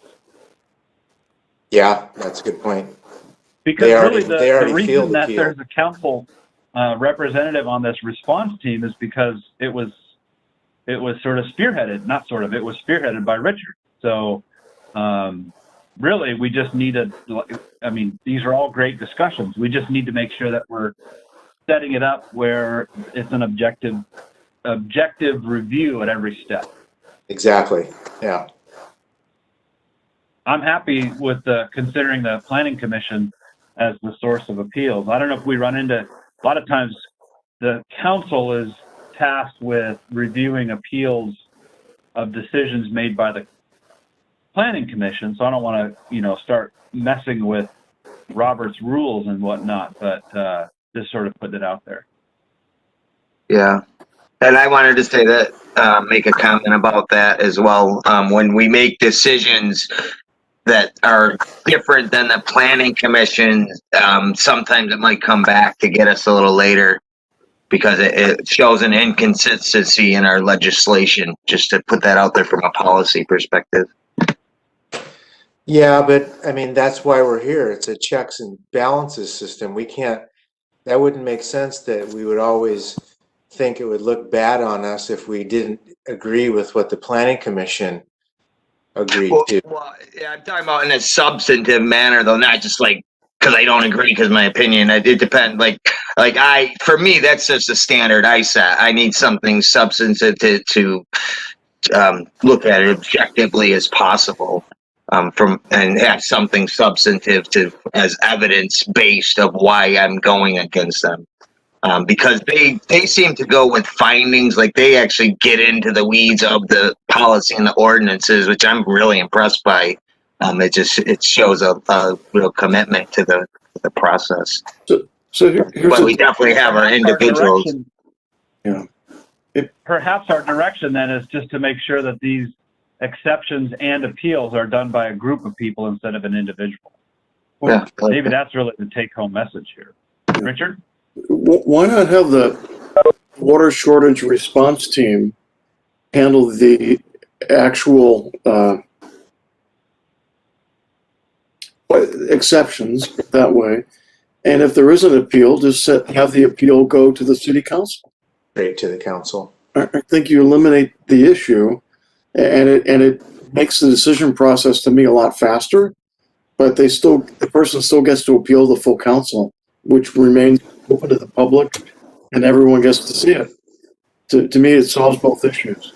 If a council member's granting an exception, though, does that create a problem of hearing an appeal if they've already granted an exception?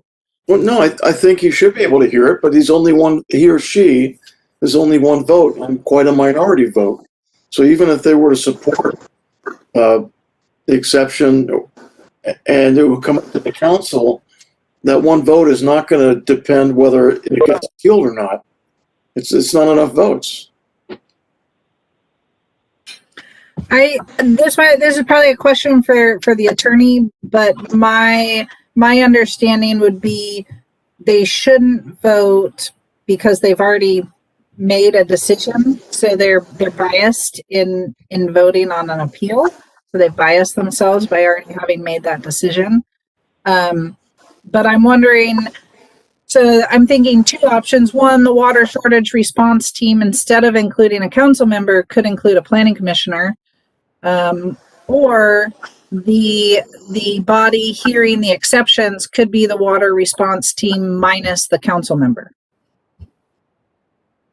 I think that and I don't know that we've really established whether this water response team decides on exceptions by majority or by consensus. I mean, that changes everything, because it could be that it's a negative vote that's cast twice if it's a council. So I think we're perhaps trying to solve the problem a little bit ahead of it.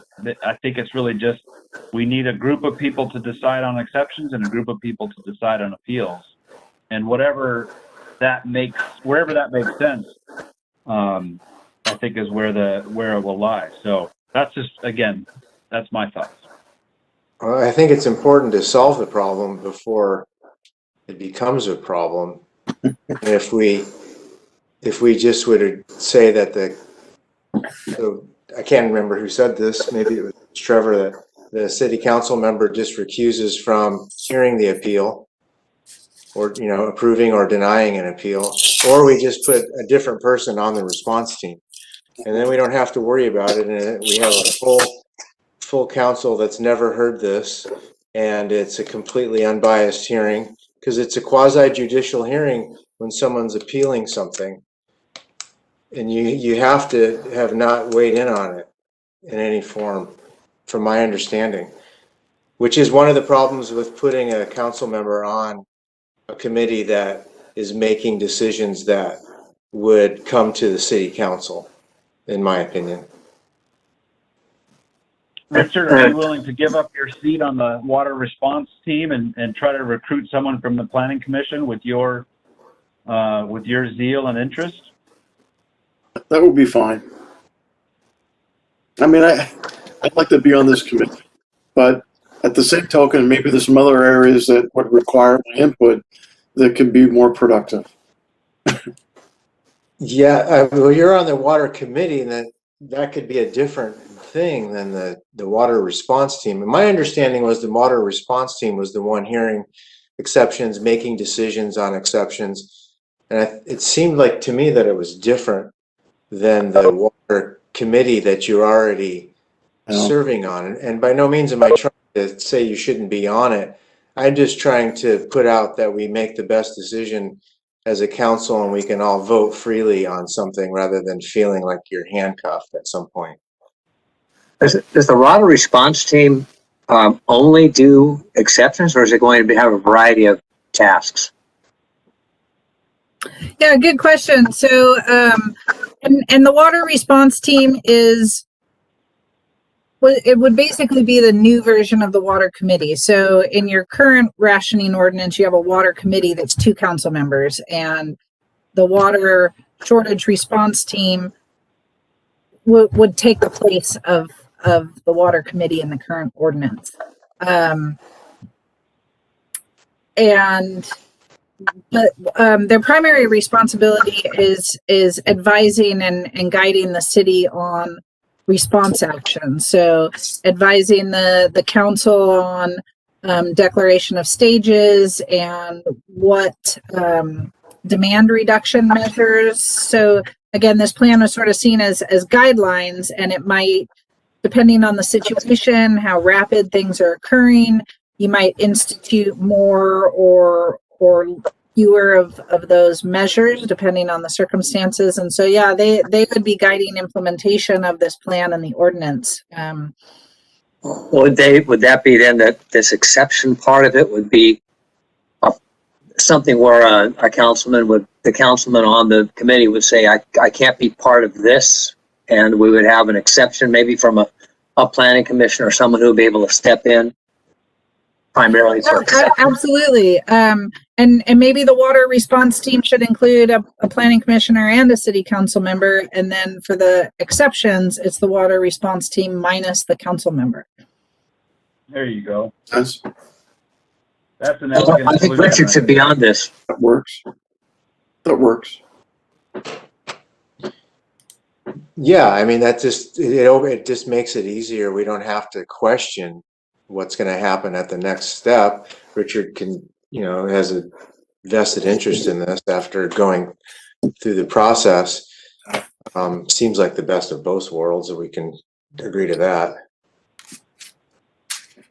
That works for me. That.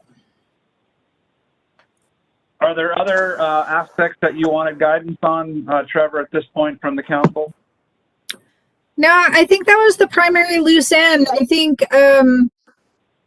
the other kind of loose end on this is, again, like I mentioned, what happens if there's not enough water to provide for basic sanitation, fire, and domestic use. That's the state prioritizes those.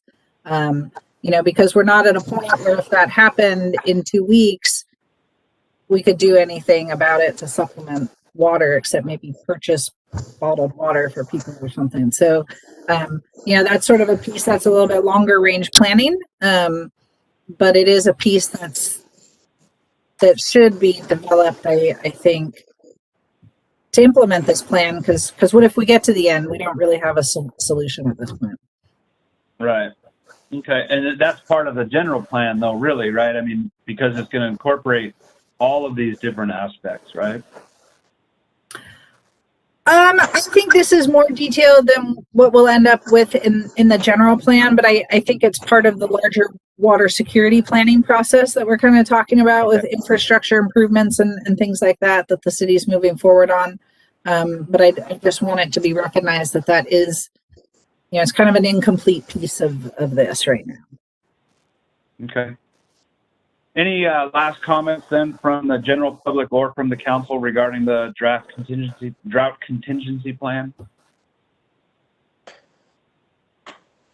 I just wanted to make one comment, reading in here. I think it's, we don't have water storage. It's been said that it doesn't really matter at the beginning, because we have in the spring or in winter, we have plenty of water. But it would, if we encouraged rationing, it would decrease revenue for the city. I think it's just wise always to encourage wise conservation of a natural resource, even if it's, going to be decreasing revenues for the city. I don't think we should hold that message back until it's time for everybody to conserve. So, just a consistent message from the city to, wisely use your natural resources. Even if it appears, because, we're not the only people, or we're not the only things that use water from that river. I just wanted to make that comment that I didn't really quite agree with, encouraging rationing, encouraging conservation, because it would decrease revenue for the city, or just, yeah. I'm finished. Makes total sense. All right, Trevor, thank you very much for this. And we look forward to the next chapter. Thanks again. At this point, we will move on to just real quick before you move on. So what would you like to see for the next meeting? I can certainly update the information about the response team. Do you want to see that version and consider adopting it before moving on to an ordinance? I just want to make sure I'm ready for what you need for the next meeting. I'd like to see the newer version before, and then make a decision. I don't know how everybody else feels. Be good to see it in its form before we hand it over for an ordinance. In January. Yeah, in January. Thanks, Richard. Thank you. Sounds good. Right on. Okay. Again, moving on to number 5, discussion acceptance of resolution 2020-21, certification of general election results. I believe Gabe or Eli can walk us through this one. Yeah, I'm happy to take the lead on this. And I'm also happy to say that it's really just a housekeeping matter to accept this resolution. So hopefully we all can agree that based on the county's certification, which was in the packet, I believe, we can all agree that the election, at least our election, the city of Trinidad's election, is over. And the results are as stated in the resolution. And like I said, as a matter of housekeeping, the city basically has to put its stamp on the county's certification. So that's pretty simple. That's where we're at. We're just asking for the council's blessing to certify the certified results. All right. Any discussion or questions for Gabe on this one? I have just one comment looking at the certified results with the tax initiative that went through. We've always shied away from a special tax in the past for public safety, and it was, if we look, this one would have passed. Because it went over the 2/3 majority to be designated for a special tax. I don't know if that happened the last time. I just thought that was interesting. We didn't pose it as that, but you know, we've bandied that about in the past. Should we have the extra sales tax designated for public safety, i.e. police and fire? Would have passed this time, so that's interesting to me. Gabe, do you remember if it passed 4 years ago with 2/3 majority? You know, I just had that number out. I feel like it was just below 2/3. Yeah. Yeah, it was about 10% less. Yeah, and you know, I think something that's a good point you brought up, because I noticed that across the board when you look at all the election results, the tax measures that were all on the ballot across the county just passed with overwhelming support. Yeah. Good news, good news. So we have a motion to approve this resolution. I'll make that motion that we approve, accept the election results. Second. First and second by Grover and Davies. All those in favor? Aye. Aye. Does the public have anything to say about it, or? Oh, I'm sorry. Any public comment on that? Yeah, I don't know. It's interesting with what's going on federally about this. All right, seeing no public comment, we will move on to item number, oh, I'm sorry, actually, since the council results are in, I do want to put it out there that if anyone is interested in serving the role as mayor, mayors are chosen from the council. So I want to put it out there that while I am very interested in continuing in this role, I do want to make sure that that is the will of the council. And so at this point, I'm going to just simply put it out there. If anyone else is interested in serving the role of mayor, I believe this is a good time to put yourself forward. Don't we usually put this on an agenda for just one of the items? You know, I can't say usually, Tom, but it just seems that these things always just seem to have happened. So if I'm out of order, then please let me know. Yeah, can I add on that? That's a really good point you brought up, and I think this for comment, yeah. Yeah, this is the first time in a while that we've had a member, all basically incumbents reelected to the position. And generally, when we do the swearing in, we do that post the certified results. That's typically in January. So I believe I have on my calendar that January we'd have this as an agendized topic, but and that's how it's been handled in the past. I didn't put that on this particular agenda, so we could just as well do that in January and make this a smooth transition. Good idea. And that's fine with me. I just want to make sure that it was out there for people to consider. So we can come back in January and have this discussion? Yeah, that makes sense. Then most people are here, and if they wanted to comment on it, they could, I guess. Okay. Works for me. All right, so we will move on then to item number 6, discussion update regarding January council meeting schedule. Mr. Naffa. Yes, so in January, as we had indicated on November 24th, that the Agenda Review Committee is suggesting that we do not have the January 12th meeting and instead just have our regular meeting on January 26th. A lot of times, some cities even closed like the week between Christmas and New Year's, and you know, it seems to make sense that we have just one meeting in January. But anyway, that's being tossed out there as an option.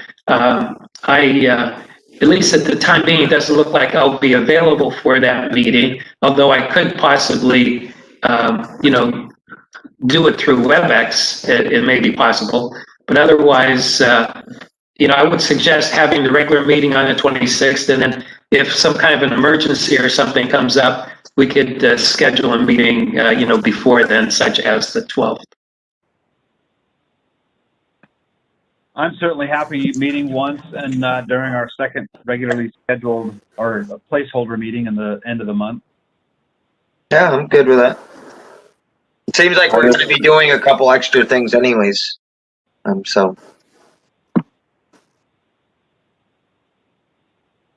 Richard, Tom, Jack, any issues with moving? Yeah, I think I have no problem with that.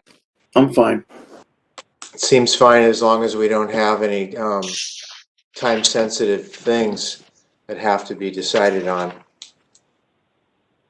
So, is that the case? Yeah, there's nothing that's time-sensitive now.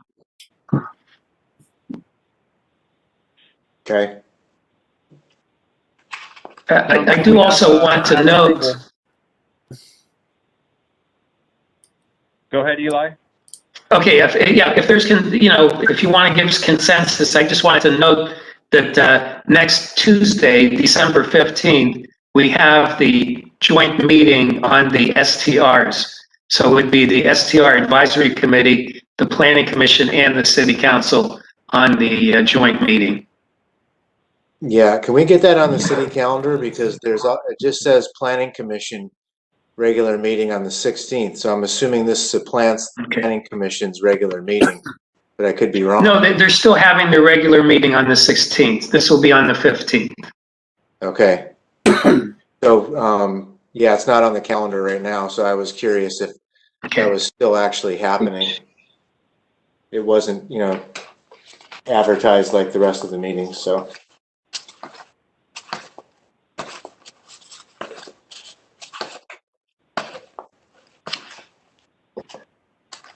All right, moving on then to the final discussion decision update regarding current vacancies on the Planning Commission, Trails Committee, and Short-Term Rental Committees.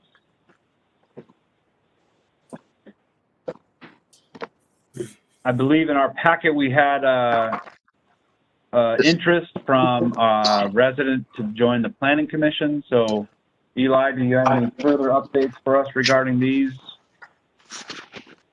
Yeah, Gabe sent it out today where one of our residents, Aaron, who lives on View Street, is interested in joining the Planning Commission.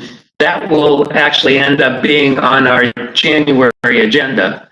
But I'll let Gabe maybe talk about this because it's basically how should we approach some of these vacancies, because we have had some of these vacancies going on for a while between STR and Trails and of course the one Planning Commission position. So Gabe, I don't know if you want to comment on that. Yeah, sure. I guess we can start with the Planning Commission. The Planning Commission has 2 seats expiring. Commissioner Hudson and Stockness. We also have been operating with a basically a 1 vacant seat for quite a while. So Mr. Heikkinen has expressed an interest, which is great news that there's folks out there interested. But what I was trying to do, and we do this often, is by putting this agenda item, making this an agenda item, is to gain some more publicity, basically. And now, in hindsight, we should probably do this at the beginning of the meeting when there's 35 people on. Yeah. But either way, we're going to let this process run its course, and that's kind of what we're proposing here, is to start the wheels turning. Although the Short-Term Rental Advisory Committee and the Trails Committee and the Planning Commission have all been void of seats. We've had ongoing ads on our city website, and we went through a pretty decently robust process of advertising when these positions came vacant. We just weren't getting any any feedback or any hits. So this is just to kind of reopen that at the end of the year as part of a housekeeping process, and let this run its course through, I believe, January 15th, because I've been made aware that we weren't having our first meeting in January, so I figured we'd run this through the holidays, starting ASAP, using various resources, our own current local resources, but also maybe reaching a little deeper, posting some notices in the Mad River Union, which gets some local leaders. So, maybe we'll just kind of see where this takes us, but at least we know. And I've heard from Commissioner Stockness that she's interested in maintaining her seat until she can find a replacement. That was good news. And Hopkins, I'm not sure, but either way, we'll run the ads and see what we get in January and make that an agenda topic for discussion. Did you say that Hopkins was leaving the Planning Commission? Well, he's not leaving. He was actually filling a like a year and 8 month vacancy when he came on board. Right. Okay. So we're always kind of trying to figure out who's filling what, and oftentimes in this case, people are filling a third or a half of terms that are left vacant due to reasons that people leave. So that's where we're at with Mr. Hopkins, and he may want to stay as well, but we'll find out more here as we run this and contact everyone and see where the cards fall in January, and we'll have this on the agenda.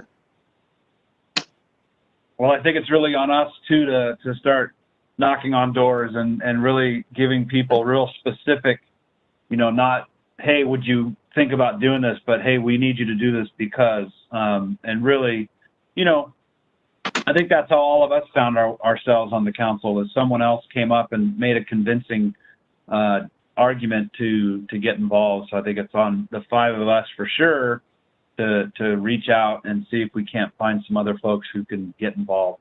I know of a few on my street that'll get a knock on the door here pretty soon from 6 feet away. So any public comment out there who wants to throw their name in the hat right now for any of these open seats?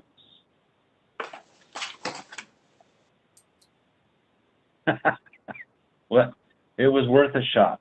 It was worth a shot. All right, at this point, we're going to wrap things up unless there are further comments. Go ahead, Mr. Klompus. Yeah, I wanted to discuss future agenda items. That's what I was going to head to next. Okay. You want me to start? Yeah, go for it. Okay, I've got 3 items. The first is to request a closed-door session of the council to have the city attorney review outstanding litigation with the city, including those associated with the Chirai Ancestral Village and the Trinidad Rancheria. I think the city council needs to understand their liabilities and responsibilities in order to resolve these. I keep hearing that this has been going on since 2011 with the Ancestral Village. I'd like to understand where we are so that we can take steps, hopefully, to put us on the path of resolving them. And I don't know what other liabilities the city has, but if it's not January, if the city attorney Rescans needs till February to do his research, I'm okay with that. Number 2 item is the water shortage contingency plan updated review that Trevor will bring back from the Planning Commission. I think we already discussed that. And the 3rd item is something I want to bring up, and that the water shortage contingency plan only addresses actions that occur when the city exhibits or experiences a shortage. It doesn't address long-term planning to increase the water supply or security or resiliency so that water shortages are less likely to occur. The city currently has no alternative supply of fresh water for the water plant. So a letter was received by the council on December 7th from the Humboldt Bay Municipal Water District, indicating that the Trinidad Rancheria has requested a feasibility study to supply them with water. The city of Trinidad has until February 4th to determine if the city is also interested in having an alternative water supply from the Humboldt Bay Municipal Water District. The deadline for that decision is February 4th, which means it has to be in our January meeting. if the city decides they don't want to participate in the feasibility study, the Rancheria may move forward with water supply, but it would put the city in a position where it may be more expensive in the future if we decide to exercise that option to have another water supply. And I've looked at all the different areas of, we don't want more water because it leads to more development. I'm looking at it from a survivability perspective. If we want to survive as a city, I don't want to put all the eggs in one basket of Liffenholtz Creek. I want to have an alternative, and this would permit us to understand, is this an alternative, a viable alternative to link up with the Humboldt Bay Municipal Water District?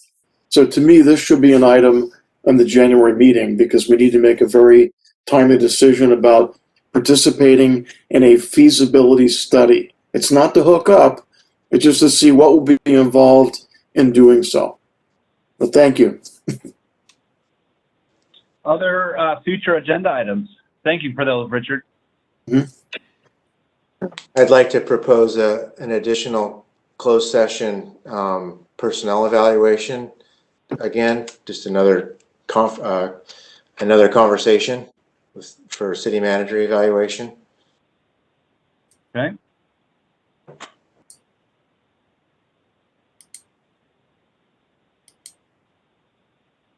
All right. Any other future agenda items? Anything from the public that folks want to see the city address in open session?